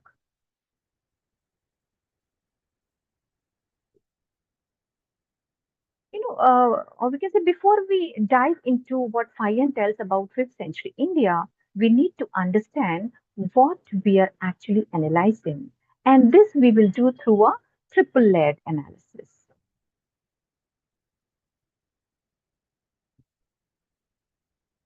First, the author's cultural lens. Fayan wasn't a disinterested observer. He was a Chinese Buddhist monk on a desperate mission. Listen to how he begins his account. And I'm using listen. You know, what Rongzi's excellent 2002 translation says, I, Fayan, was distressed that the disciplinary rules were not complete in the land of Han. Now, this isn't Marco Polo setting out for adventure. This is a 62-year-old monk convinced that Chinese Buddhism was fundamentally incomplete without proper Vinaya texts. Everything he observes, he filtered through the unshakable religious purpose. Second layer, temporal specificity. Fayan arrived in India around 405 CE, during the absolute peak of Gupta power under Chandragupta II. He is not seeing timeless India. He's seeing one particular moment of exceptional prosperity and political stability. Max Teague, in his masterful 2005 study, Das Tausend Fayan Zuan, emphasizes this point brilliantly. Third layer, purpose bias. Fayan came for Buddhist texts and Buddhist sites. His account is systematically skewed towards religious institutions and practices. He tells us almost nothing about Hindu philosophical schools, emerging Puranic traditions, or popular religious practices outside Buddhism. Now, what makes him unique?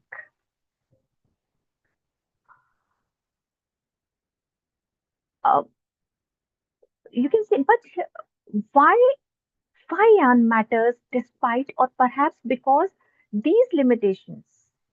What were the limitations? He's observing India 230 years before Xuanzang at a completely different historical moment. When Xuanzang arrives in 629 CE, he finds Buddhist decline and political fragmentation. Fire sees Buddhist prosperity and imperial unity. Compared to Yizing, who focuses intensively on Nalanda and maritime routes, Fayan gives up a broader geographical sweep. Compared to later Islamic travelers like Al-Biruni, he provides a Buddhist rather than Islamic interpretive framework. So, with this methodological framework in mind, let's examine what Fayan actually observed. Here is the route which Fayan has taken, starting from uh, you can say Xuanzang. He went to Lanzhou, then Dunhuang, Laolan, Karashkar, Khotan, Tashkurgan, then Jaitil, Udain, Takshila, comes to Peshawar, then Jalalabad, Bannu, Mathura, Sankesa, then Shravasti, Kapilvastu, Vaishali, Patliputra, Rajgir, Bodh Gaya, Sarnath, Tamralipti. From here he goes to Sri Lanka, then Nicobar Islands, then Palembang, and then back to China. From Palembang, he takes this route to go to China. Now, what was the meticulous design of this journey?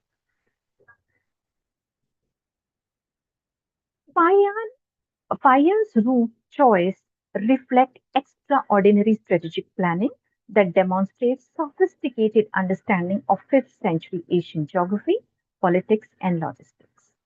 The systematic nature of his journey reveals careful preparation and consultation with experienced travelers, merchants, and diplomatic sources.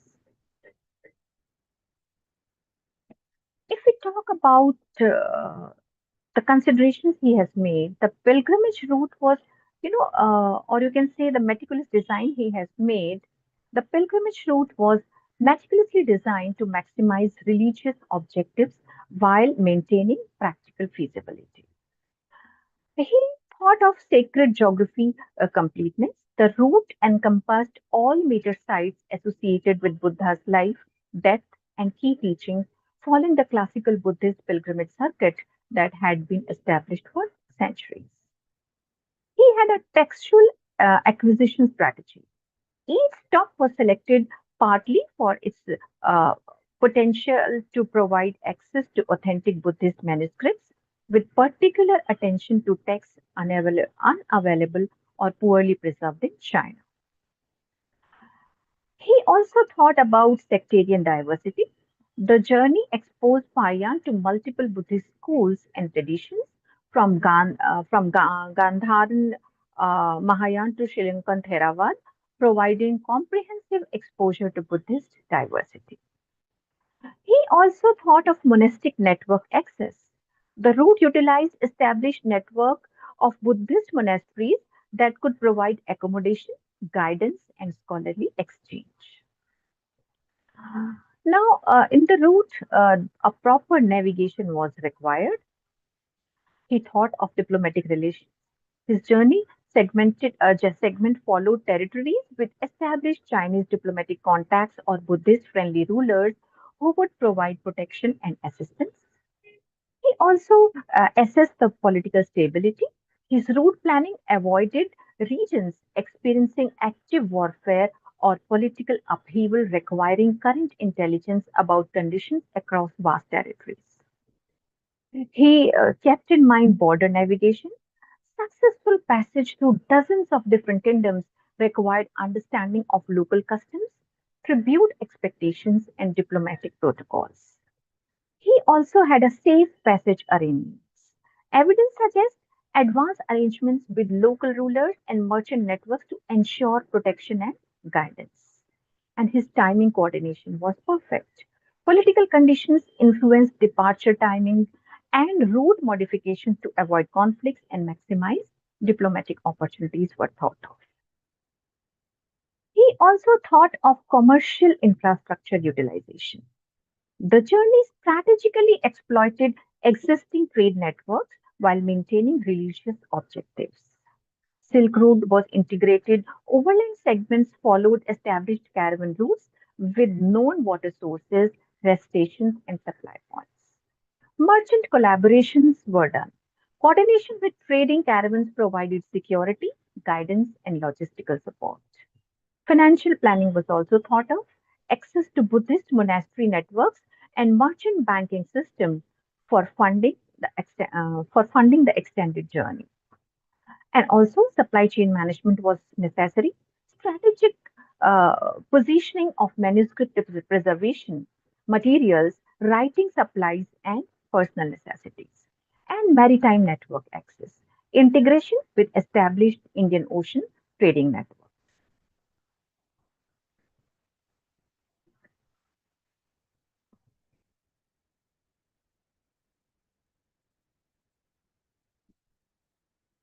And environmental and seasonal considerations were also thought of, like he thought of the timings the deserts will be crossed, like Taklamakan traverse coordinated with optimal weather conditions to minimize extreme temperature exposure. Mountain pass navigation was thought of, high altitude crossings timed to avoid winter conditions and maximize favorable weather windows. And monsoon coordination, maritime return journey precisely timed to utilize favorable monsoon patterns while avoiding storm seasons. Same way, agriculture, he had the awareness for agricultural seasons and also uh, how water sources will be accessed, that was also planned. Now, if we talk about his overland journey,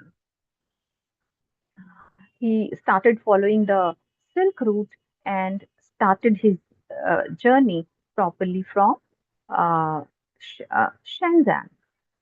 Now, in the first phase, he crossed the Chinese frontier through initial preparations, and Faiyan's momentous journey commenced from Shangan, the cosmopolitan capital of the later Qing dynasty, in the spring of 399 contemporary era. At approximately 60 years of age, he joined a small group of fellow monks, including Huizing, Daozheng, Huiyang, and Huiwei, forming what would become one of history's most significant religious expeditions. The initial preparations alone would have required months of planning, including securing official travel documents and letters of introduction, assembling translation materials, writing instruments, and preserving supplies for manuscripts, and coordinating with Silk Road merchants for guidance and protection, and gathering sufficient provisions for the initial segments of the journey. After Shangan, he reached Lanzhou, and this Lanzhou was positioned strategically on the Yellow River, and this city served as the primary staging point for Western expeditions. Here, Fayan would have encountered the multicultural trading community that characterized Silk Road commerce, including Sogdian merchants, Central Asian nomads, and uh, and local Chinese administrators. The city location at the confluence of major river systems made it a natural gathering point for caravans preparing for the journey ahead. After this place, Faiyan reaches Quinzhou. I'm sorry for my pronunciations because these are all Chinese pronunciations. If I'm not able to do justice to it. This frontier settlement marked the psychological and administrative boundary between the familiar Chinese cultural sphere and the unknown territories beyond. The transition zone was characterized by mixed populations of Chinese settlers, local tribal groups, and traders, creating a unique cultural melting pot that would have provided Fayan with his first taste of cosmopolitan nature of the Silk Road civilization. Crossing uh, this place, he reached Dunhuang, which is known as the Gateway of the West. It is called the legendary Gateway of the West. Dunhuang represented the final major Chinese settlement before entering truly foreign territory. Already famous for its extensive Buddhist cave complexes, through the most famous caves we find the most famous caves here came after Fayan's visit, but earlier also the caves were there. Now, this city served multiple crucial functions, like final. This was like this served as a final supply station. This was the final place where you can say intelligence gathering point for conditions ahead and spiritual preparation side to give a combat to those conditions. Here, Fayan would have participated in elaborate departure ceremonies and received final blessings from the local Buddhist communities. After this, he comes to a desert. This is uh, Taklamakan Desert, and it is known for its harsh environment. This desert crossing represented perhaps the most psychologically and physically challenging segment of the entire journey. This desert is in China. It is known as the Sea of Death. Now, imagine a child who was sent to a monastery to save him from death takes up such an adventurous journey where he has to cross the Sea of Death. Now, this vast expanse of shifting sand dunes, extreme temperature variations, and scarce weather sources had claimed countless lives over the centuries. Here, the daytime temperatures often exceeded 50 degrees, and while nighttime temperatures could drop below freezing points.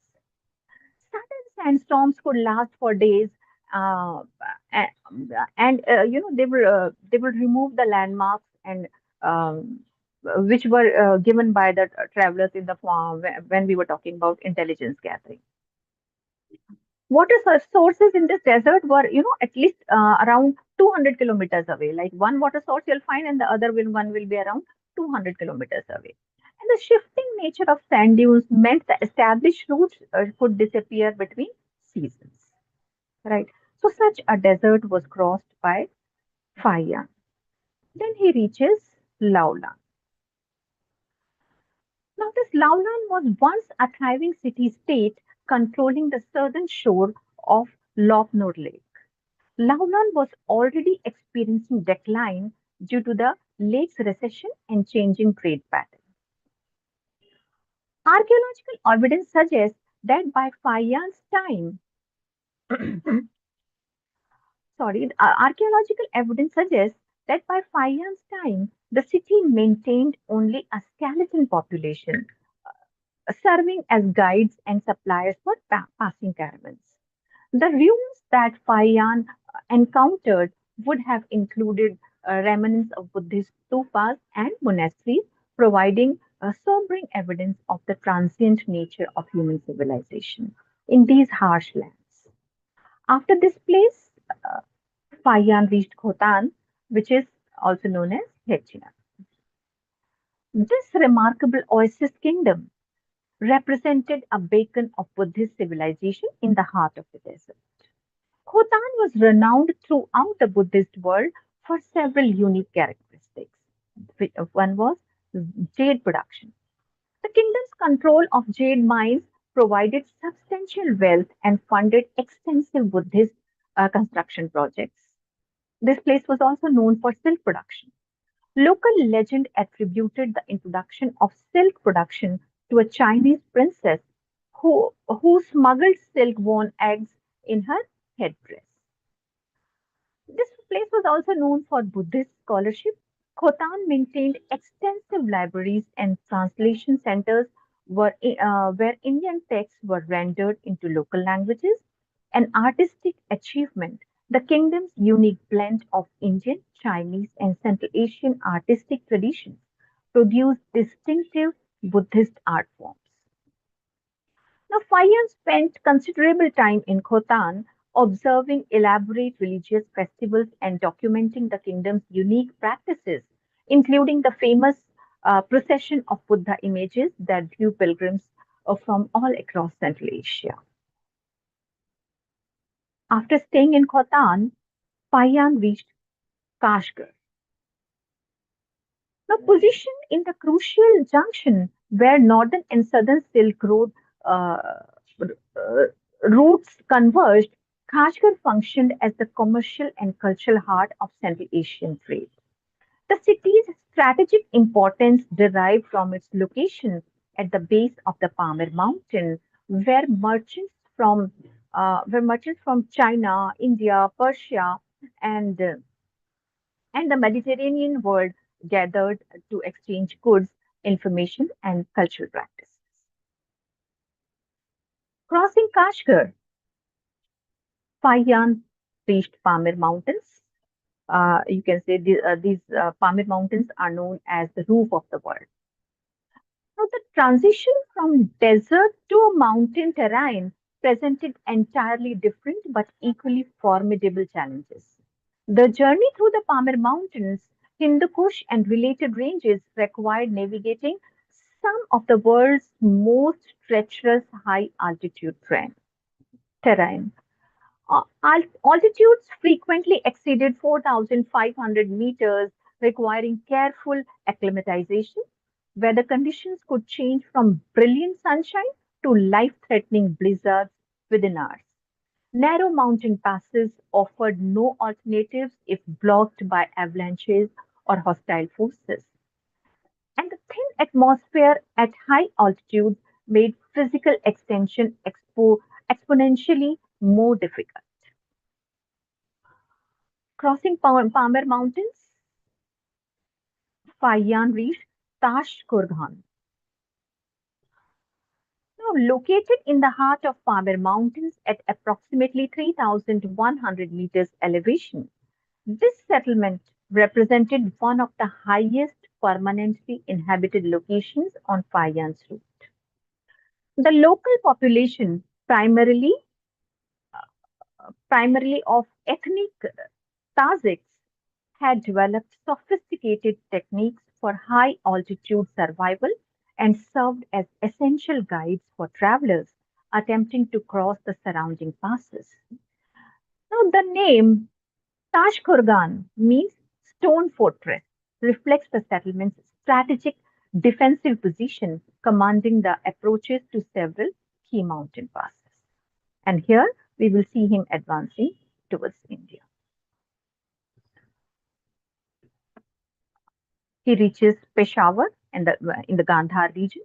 The descent from the mountains into the fertile Peshawar Valley marked Faiyan's entry into the legendary Gandhar region, one of Buddhism's most important historical centers.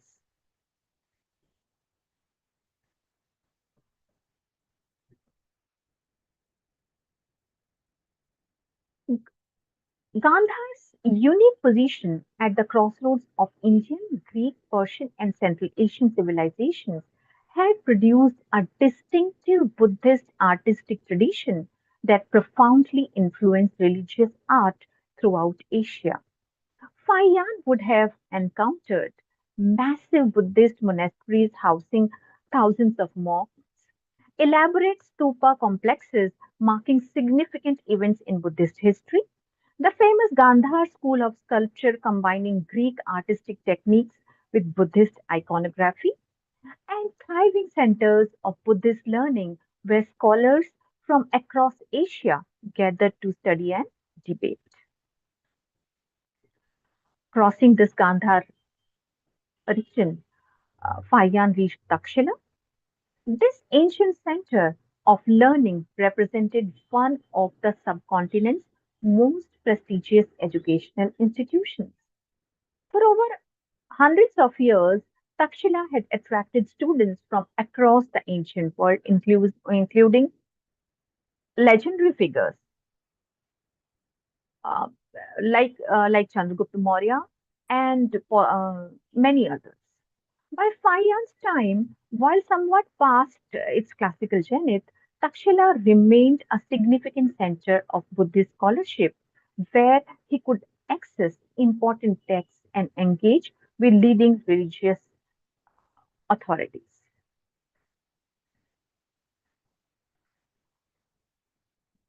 Crossing, now he was in the Indian subcontinent, right? So, upon entering the Indian subcontinent, Fayan's route concentrated on the Ganges River basin, which represented not merely the geographical heartland of Buddhism, but its spiritual and institutional center. His systematic approach to visiting sacred sites reveals sophisticated planning and deep theological understanding of Buddhist sacred geography. Now, here we can call it the Northern Indian Circuit for tracing Buddha's early rise, and he crossed the Ganges basin, reaches within the here he reaches Mathura. Mathura is the crossroads of faith. Mathura was located on the Yamuna River and represented one of ancient India's most important religious centers, and still it is. By Fayan's time, the city had become a fascinating laboratory of religious unification, where Hindu, Jain, and Buddhist traditions coexisted and influenced each other. Fayan's observations of this region, of this religious diversity, we can say, provide crucial insights into 5th century Indian spirituality. So, Fayan has spoken about monastic infrastructure. He has told about told us that the city housed numerous Buddhist monasteries representing different schools and traditions. He talks about the artistic achievements. He talks about Mathura's sculptural workshops, uh, which produced Buddhist images and that were exported throughout Asia. He talks about the commercial significance of this place as a major trading center. He says that Mathura facilitated the spread of Buddhist ideas along commercial networks. He also talks about the cultural synthesis. Fayan documented the fascinating ways Buddhist practices were intertwined to local customs and traditions. Crossing Mathura, Fayan reaches Sankesa. Sankesa is a place of the divine descent. This sacred site, associated with Buddha's legendary descent from the uh, from the Triasmith uh, Trimsa,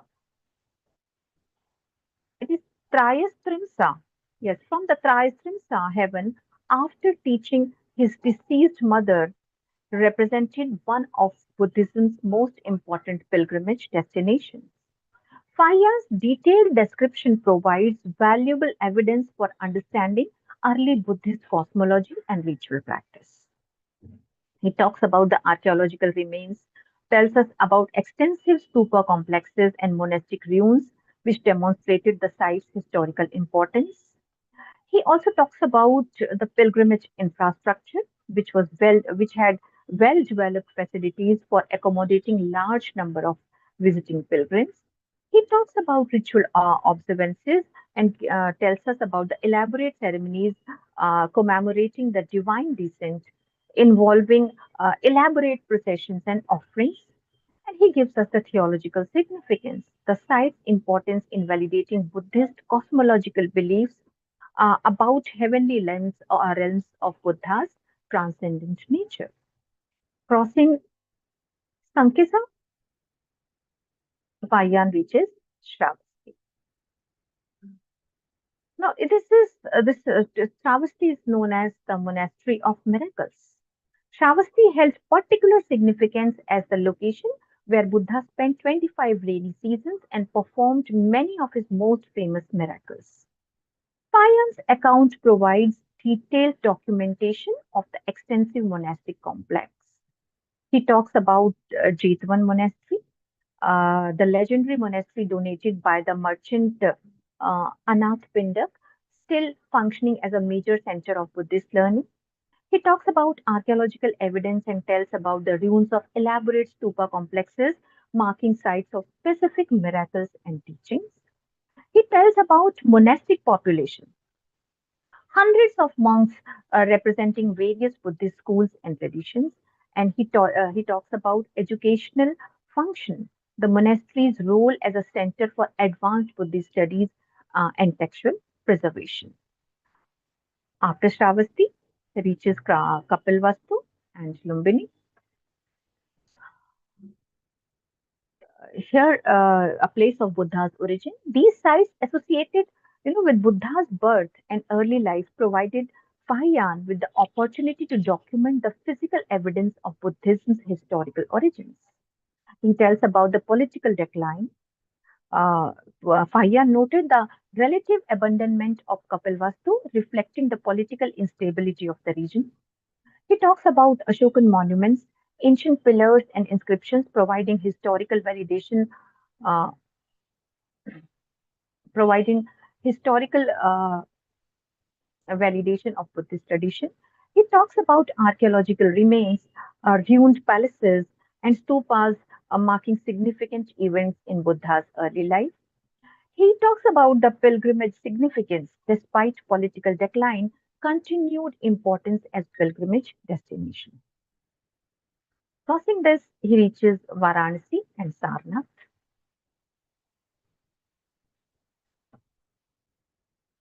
Place Sarnath, famous for the first teaching. In the Varanasi region, particularly Sarnath, the deer park, represented Buddhism's most sacred teaching site where Buddha delivered his first sermon. Fayan's documentation provides crucial evidence for understanding early Buddhist institutional development. He talks about Dhammik Stupa. Fayan talks about Dhammik Stupa, the massive stupa marking the site of the first sermon, already ancient by the time Fayan comes. He talks about monastic complexes, extensive monasteries housing scholarly communities engaged in textual study and preservation, and pilgrimage economies, the sophisticated infrastructure supporting large numbers of visiting pilgrims, and of textual traditions, centers of manuscript production and textual transmission. From here, he reaches the enlightenment site of Bodh Gaya. Now, the location of Buddha's enlightenment under the Bodhi tree represented Buddhism's most sacred site. Fayan's detailed account provides invaluable documentation of 5th century conditions. The Bodhi tree, Fayan's description of the sacred tree and surrounding structures, Mahabodhi temple, early architectural evidence for one of Buddhism's most important temple complexes. And he also gives the evidence of pilgrims from throughout the Buddhist world, and also detailed descriptions of devotional activities and offerings. After Bodh Gaya, he reaches Rajgir, the ancient capital. The ancient Magadhan capital, this Rajgir was the ancient Magadhan capital where the first Buddhist council was held, provided Fayan with insights into Buddhism's early institutional history. He saw the Vulture Peak, the mountain site of many important Buddhist teachings. Ancient meditation retreats associated with early Buddhist history were also seen by him. And he talks about the archaeological remains, ruins of ancient palaces and religious structures. And historical significance is also given by him, which in the connection of key figures of early Buddhist history. From Rajgir, he goes to Nalanda. During the time when Fayan visited India, Nalanda was an emerging center of Buddhist learning. Though not yet the massive university complex which it is going to become later, Nalanda was just emerging as a significant center of Buddhist learning during Fayan's visit. He traced the early evidence of systematic Buddhist higher education. Uh, he also talks about the centers of manuscript copying and preservation, and he tells that this place had connections with Buddhist centers throughout Asia, and he talks about the early construction of the complex that would become that we see becomes Asia's greatest university. After Nalanda, he reaches Patliputra, which was a place of imperial legacy. The former Mauryan capital retained significance as a major urban center and Buddhist site. It was, he talks about Ashokan heritage, remnants of great Buddhist emperor's capital.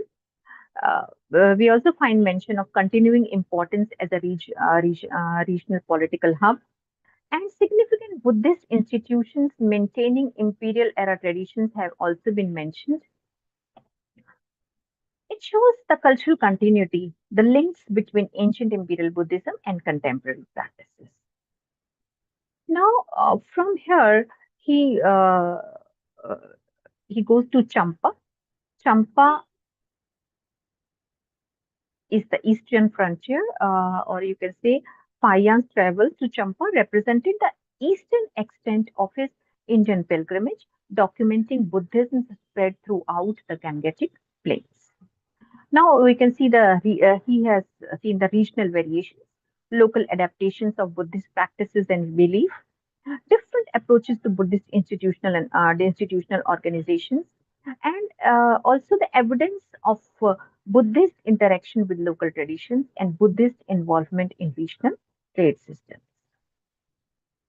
From here, he reaches the place of the final passage, that is Kushinagar. Now, the site of Buddha's parinirvan, final passing, provided the culminating experience of Payan's Indian pilgrimage. He visited this place, gives the theological significance, uh, and he tells about the ceremonies commemorating Buddha's final teaching and death. And this is the completion of the classical Buddhist pilgrimage circuit. And then he takes a route towards China through a maritime journey. This time he doesn't go back by the route he has come because he wanted to go to Sri Lanka, also one thing. And second thing, he never wanted to take that difficult terrain which he has taken while coming. And moreover, he had a lot of scriptures which he had to preserve while going. So this was a strategic decision. This was a strategic decision for sea travel.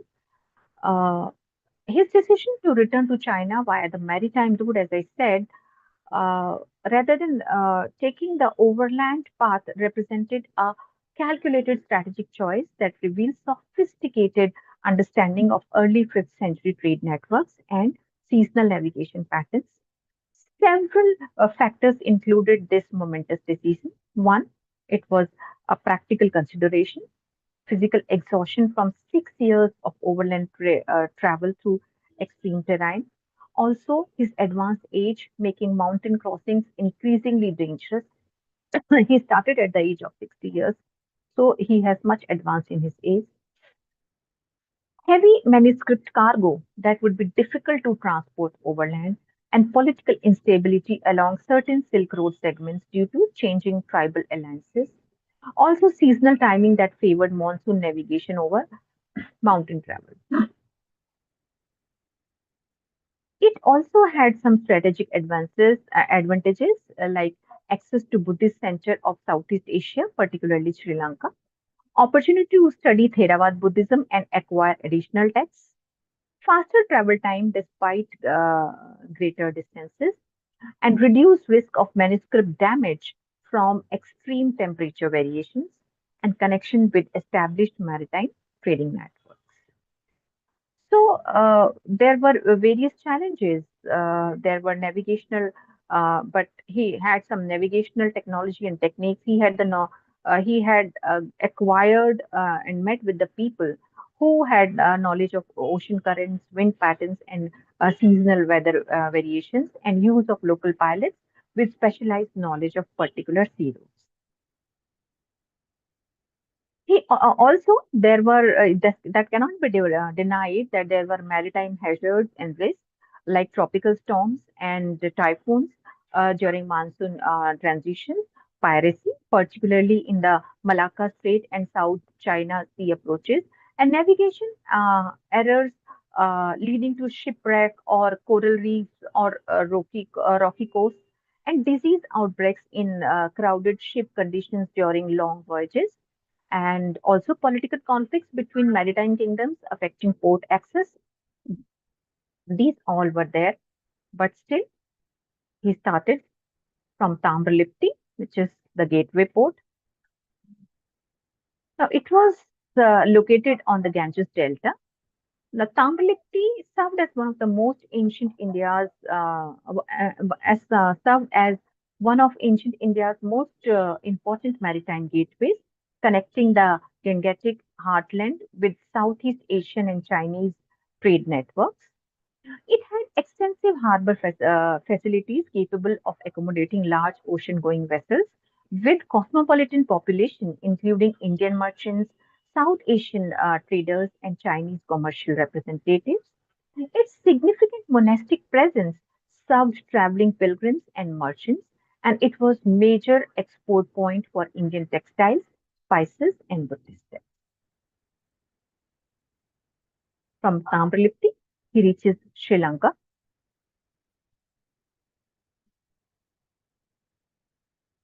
Fayal's 2-year sojourn in Sri Lanka from 411 to 413 contemporary era represented perhaps a very intellectually productive period. He went to Anuradhapura. Anuradhapura, the ancient capital housing some Buddhism's most important monasteries and libraries. Here he also went to Mahavihar Monastery.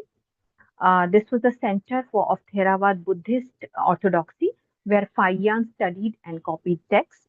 And from here, he reached Abhayagiri Monastery, a rival institution representing different Buddhist schools and interpretations, and also visited Jetwan Monastery. This was the third major center contributing to the island's reputation for Buddhist scholarship.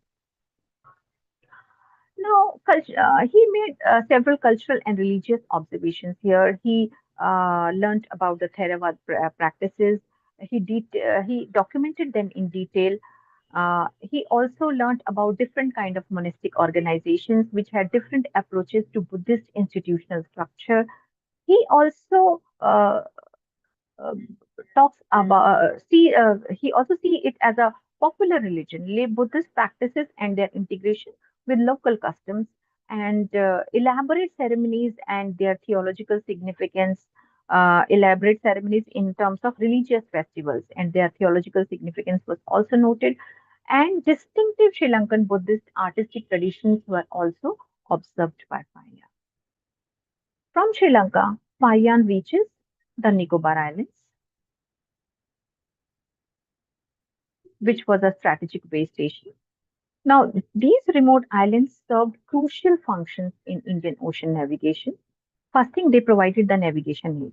It was a critical waypoint for ships crossing the Bay of Bengal. It was a good supply station, fresh water and provisions for long ocean voyages. It was used for weather intelligence also. Local knowledge of seasonal conditions and storm patterns could be gathered from here, and cultural buffer. It was a meeting point between Indian and Southeast Asian central spheres, Asian cultural spheres, and strategic security. Neutral territory, reducing political risks for international traders. And finally, from here, Paiyan reaches Palembang and the Sri Vijayan Empire. A fire stop at Sumatra connected him with one of Southeast Asia's most powerful maritime empires. Now, Sri Vijayan commercial network, uh, it was for good for strategic control. It had dominance over the Malacca Strait, the crucial passage between Indian and Chinese waters. It was good for economic integration because sophisticated systems for managing international trade were available here. It was a place of cultural synthesis, a unique blend of Indian Buddhist traditions with local Southeast Asian elements, and it was a place of political organization. Maritime empire structure adapted to uh, the geography of the land, and it has given Buddhist patronage. Royal support for Buddhist institution and scholarship was also available, and much of religious and cultural exchange was happening here.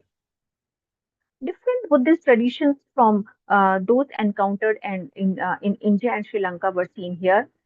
He also saw the centers of Sanskrit education serving Southeast Asian elites and distinctive Srivijin Buddhist art combining multiple cultural influences were also seen here. Local center for copying and preserving Buddhist texts were also existing there, and connections with Buddhist centers throughout Asia could also be traced in this place. Now, before I move on to the political observations, I would also like to mention a bit of the comprehensive logical challenges. Uh, the sheer scale of Fayan's journey required unprecedented logistical coordination. It a very conservative estimation suggests over 25,000 kilometers covered over 15 years required sustained physical and mental endurance. He successfully navigated environments from mountains to deserts, requiring different equipment, skills, preparations, and a lot of cultural navigation was also happening along with all other things, like traversing dozens of different kingdoms, each with unique language, custom, legal systems, and religious practices. And sustaining the resources was also must have been very difficult, like maintaining adequate supplies and funding throughout an extended journey without reliable resupply from the home territory. And health maintenance, preserving physical and mental health across extreme environmental conditions and cultural stress.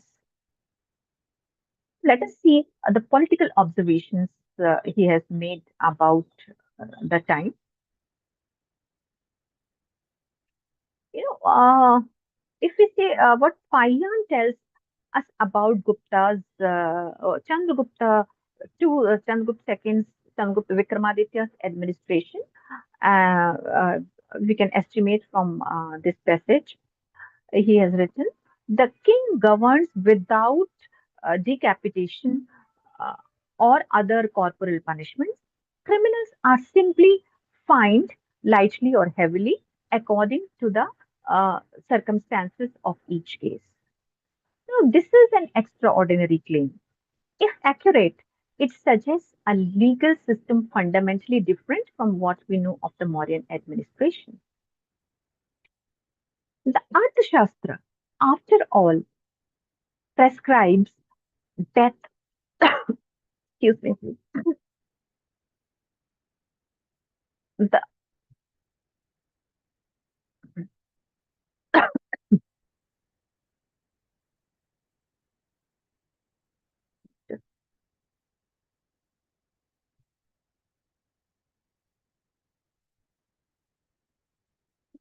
Shastra, after all, prescribes death penalties for numerous offenses. But let's think critically about this observation. What does it tell us and what might it hide? What it tells us, let us take it first. There's a clear contrast here with the harsh punitive measures we associate with Mauryan rule. The Gupta inscriptions consistently emphasize dharmic governance, rule according to righteous principles. The Mehroli iron pillar inscription of Chandragupta II, for instance, celebrates him as one who crossed in warfare the seven mouths of the Sindhu, but also emphasizes his dharmic qualities. But what might this hide? Paya's exposure to to the Gupta legal system was necessarily limited. He is observing as a foreign monk, likely interacting primarily with officials responsible for religious affairs. He is not sitting in village courts or witnessing the full range of judicial processes. R.S. Sharma, in his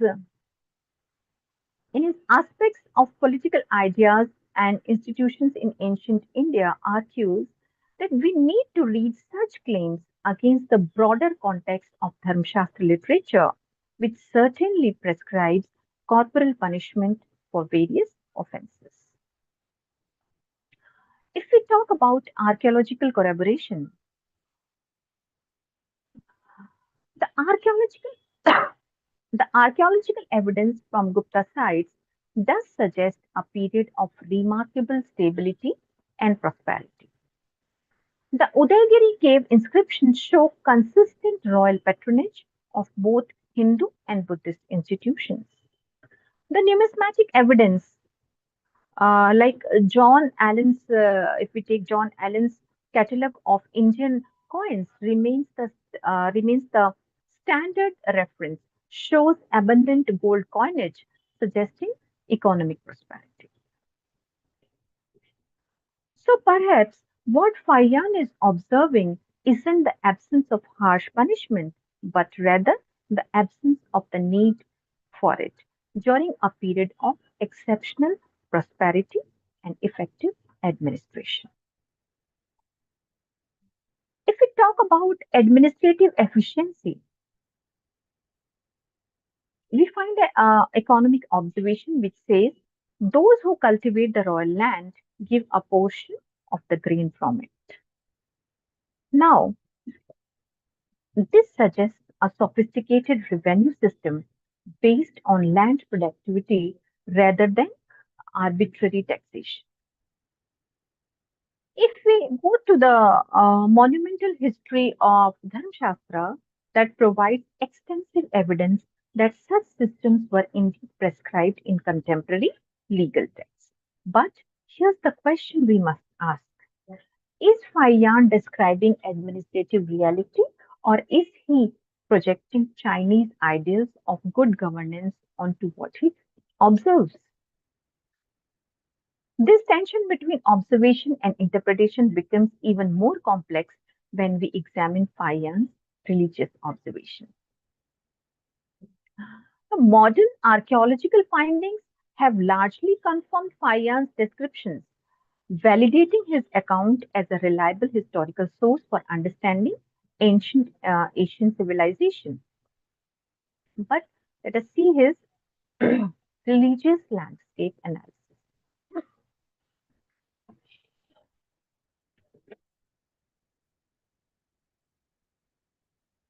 Now, Fayan's religious observations are simultaneously his most detailed and his most problematic one also. He is documenting Buddhism at what turns out to be its institutional peak in India, but he is doing so through the lens of Chinese Buddhist concerns. Let me give you three specific examples that illustrate this complexity. First, Patliputra. Fayan writes, the Ashokan palace still stands with its halls and galleries. He is emphasizing continuity, the connection between the great Buddhist emperor Ashoka and contemporary Gupta rule. But archaeological evidence suggests three conflicting different structural phases of the site. Second, Nalanda. Fayan mentions it only briefly, but what he describes but what he describes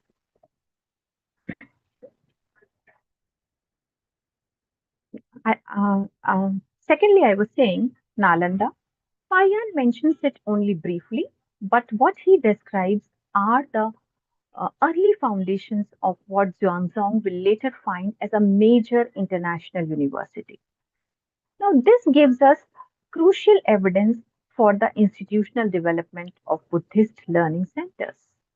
Third, Bodh Gaya.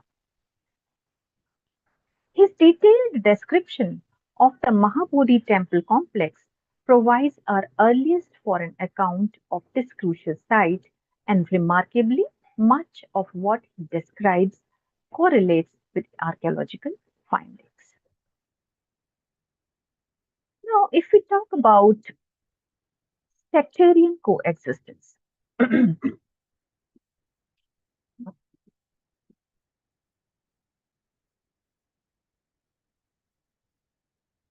This is what really is fascinating about Fayan's religious observations. He notes uh, he notes that in some places Mahayan prevails, in others Heinyan. There is no sense of conflict here, no, no suggestion of sectarian warfare. This is coexistence, not competition.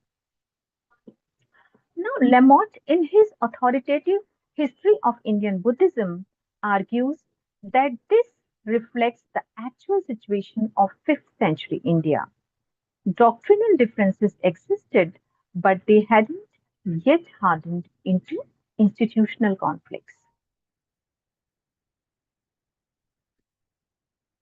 If we talk about Hindu Buddhist relations,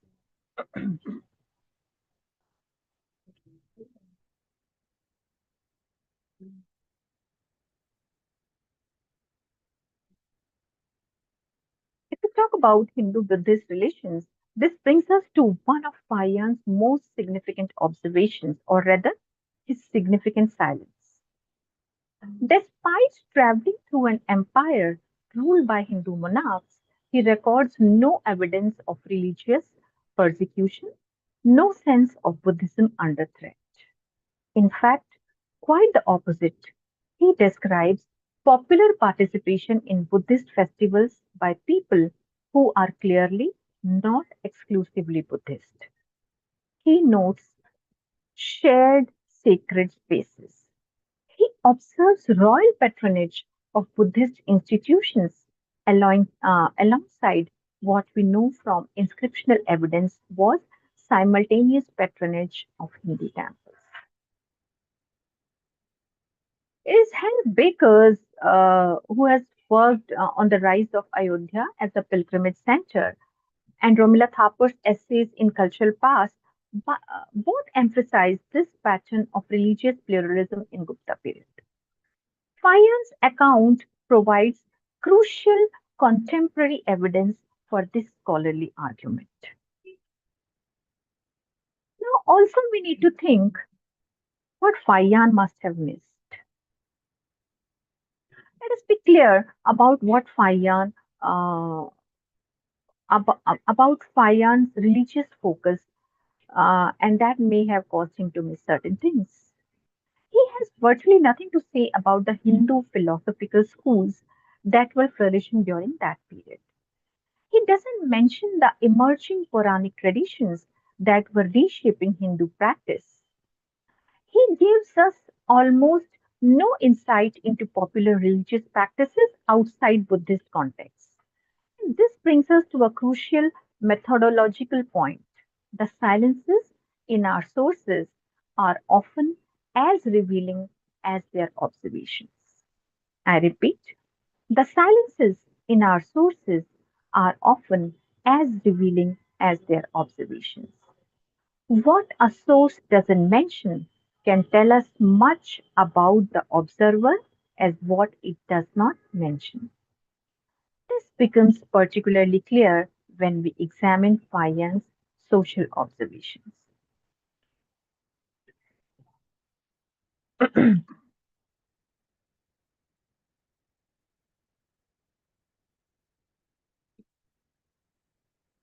So Fayan's observations on on Indian social hierarchy are both limited and revealing. Here's his most significant comment on caste. He says, only the Chandals are held to be polluted and live apart from others. I repeat, he says, only the Chandals are held to be polluted and live apart from others. Now, this is fascinating for what is revealed about foreign observation of complex social systems. Payan focuses on the most extreme case, the complete social exclusion of Chandas, rather than the nuanced gradations of caste hierarchy that contemporary Dharmashastra texts describes in elaborate detail.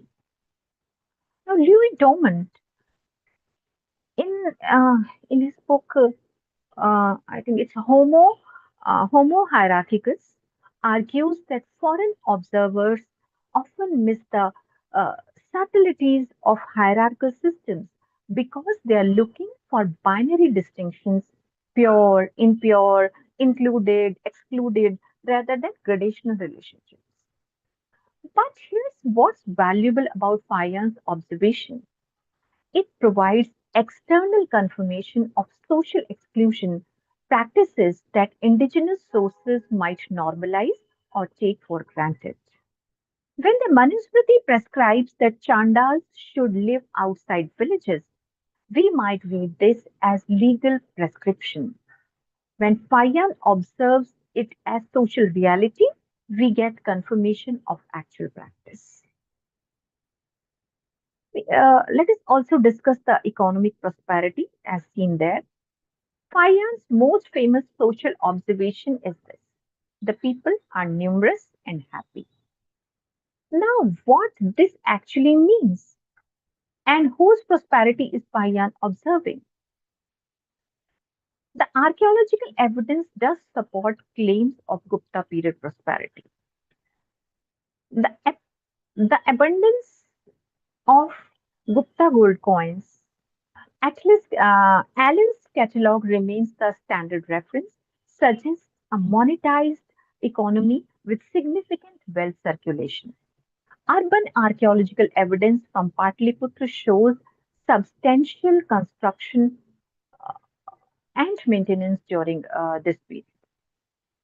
But we need to ask, is Fayan observing general prosperity, or is he observing the prosperity of the urban, merchant, and religious communities he primarily interacted with? His route took him through major cities and pilgrimage centers, not through rural villages where the majority of the population lived. Uh, a famous historian, Ranveer Chakrabarti, in his book Trade and Traders in Early Indian Society, provides extensive evidence for merchant prosperity during the Gupta period, particularly along the trade routes Fayan traveled. But this doesn't necessarily translate to general population prosperity. So, when Fayan observes that the people are numerous and happy, he may be providing valuable evidence for urban and commercial prosperity while inadvertently obscuring rural conditions. Now, this tension between observation and interpretation becomes even more apparent when we examine how Fayan's account holds up against archaeological evidence.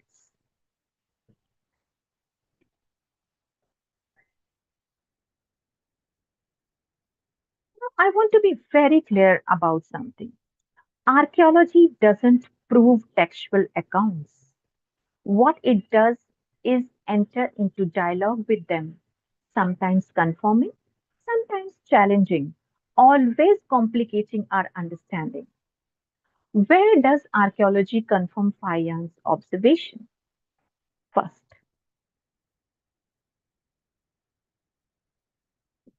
the Patliputra remains.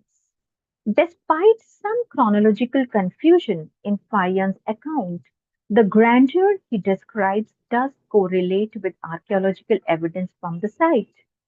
The scale of construction, the evidence for continuous occupation, the signs of prosperity, all of this matches with Fayan's observations. Second, Gupta period construction at Buddhist sites.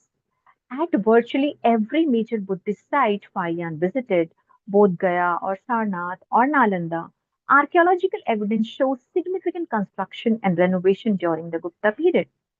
This supports the observations of Buddhist institutional prosperity. Third, numismatic evidence.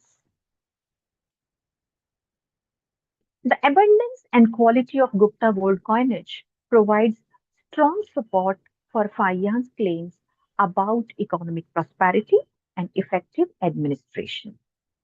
But archaeology also challenges Fayan's accounts in significant ways.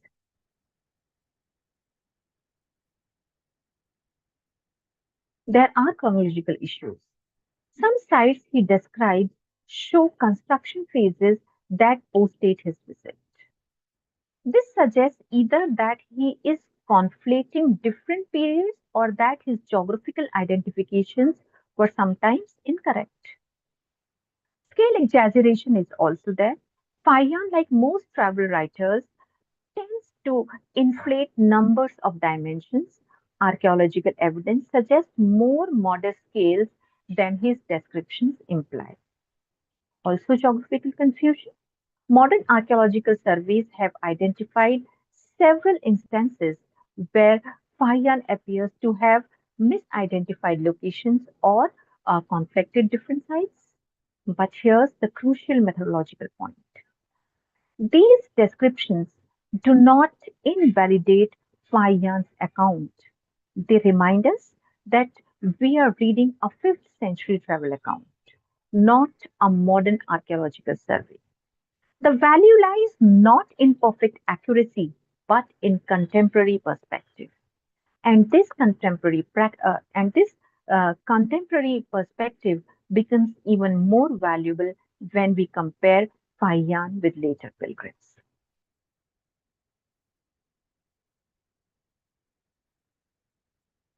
The comparison between Fayan and Xuanzang is absolutely crucial for understanding historical change in early medieval India. We are looking at a 230-year gap, 399 to 414, versus 629 to 645 contemporary era.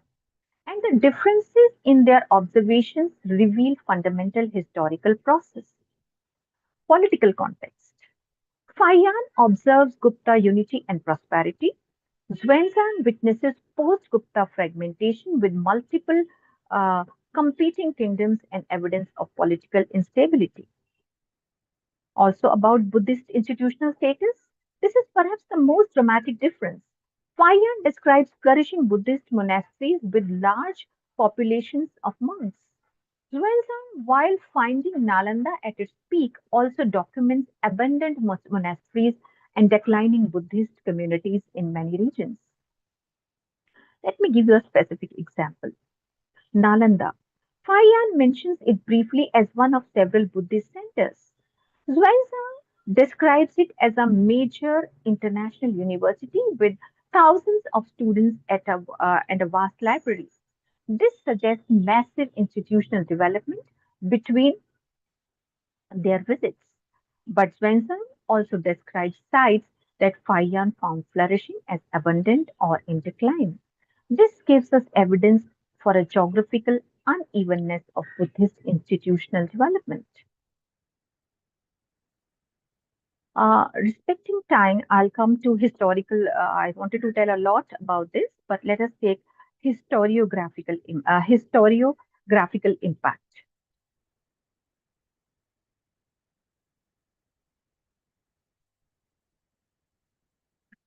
James Legge, in 1886, in his translation of Fayan's account, had enormous impact on Western understanding of ancient India, but it was impact filtered through colonial era assumptions and Oriental frameworks.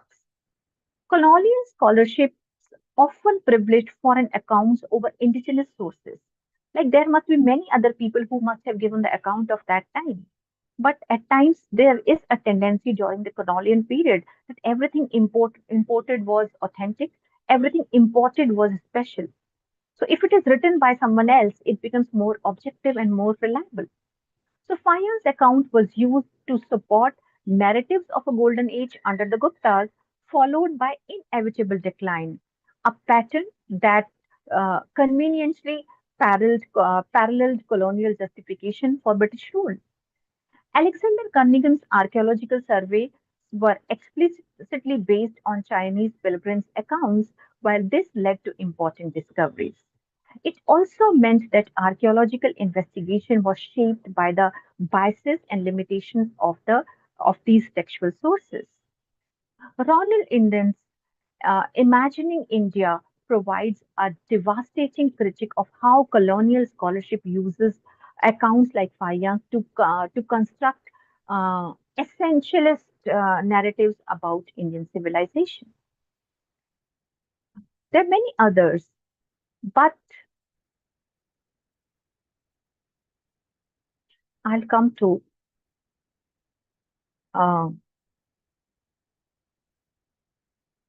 what the borrowed lenses value. So, what does these borrowed lenses actually offer? First, defamiliarization. External observers can make the familiar, strange, revealing aspects of a culture that insiders might take for granted. Second, comparative context. Foreign accounts provide implicit comparisons with the observer's own cultural background, revealing assumptions and practices that might otherwise remain invisible. Third, temporal specificity. These accounts capture particular historical moments with a precision that retrospective sources often lack. Let me conclude with a synthesis and a provocation. Fayon's accounts is neither objective truth nor merely curiosity. It's a cultural artifact that, when subjected to rigorous critical analysis, illuminates aspects of 5th century India that indigenous sources might take for granted. The remarkable religious pluralism of the Gupta period, the sophisticated administrative systems that enabled such prosperity, the complex social hierarchies that foreign observers could only partially comprehend. But here's my provocation for you. In our globalized world, how do we need, how do we read contemporary foreign perspectives on our own societies?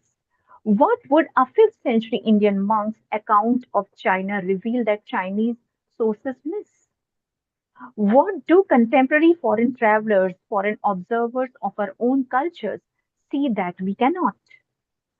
The true value of these borrowed lenses lies not in their supposed neutrality, but in their capacity to reveal the contingent nature of all historical observation. They remind us that every account, ancient or modern, foreign or indigenous, is shaped by the observer's position, purpose, and cultural assumptions. And perhaps that's the most valuable lesson Fayan offers us. Not a window into objective truth about ancient India, but a mirror reflecting the complexity of cross cultural observation itself. Thank you. Thank you, Dr. Jain. That was a wonderful and insightful lecture. We learned a lot about Fahian and his travels and his accounts. Now, you said that you were short on time. Would you be able to take at least a couple of questions? I'm really getting late, but yes, let's try, ma'am, because I have to take a flight. Yeah, I think just a couple of questions. Yes. Goku, if you can ask. I just wanted to ask very short questions. You can answer them very briefly. What was his mode of transportation? Is there any explanation? Did he walk? Did he take horses, bullock carts, any such thing?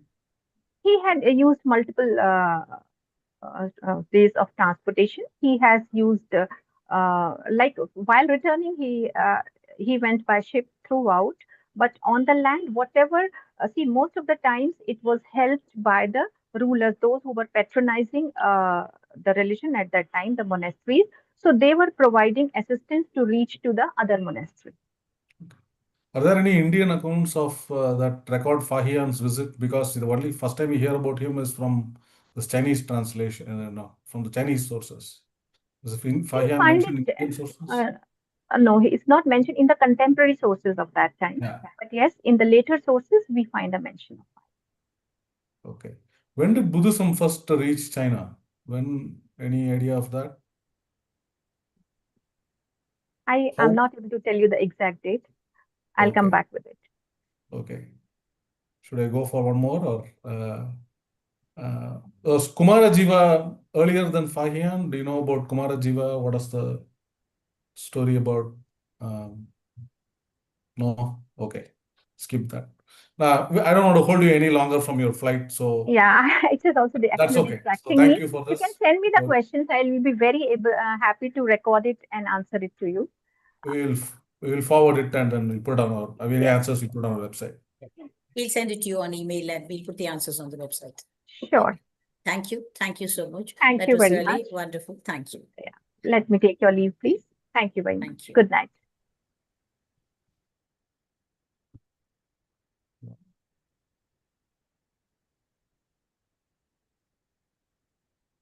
Yeah, that was wonderful 2 talks. Thanks to all the audience for attending the same. For those of you who missed the talk, the links will be available at our YouTube site. Tomorrow, we have 2 more exciting talks lined up for you. The first on Biruni and his travels, delivered by Riddhi Joshi, and the second on the Chinese monk who unlocked Buddhism, Xuanzang and his travels, delivered by Professor Max Dean. Many of you may have noticed that Professor Max Dean was repeatedly referred to by Dr. Veenus Jain as one of the authorities on the Chinese travelers. So we look forward to having all of you tomorrow on our talks. Thank you very much for attending today's talk. Good night. Have a great day.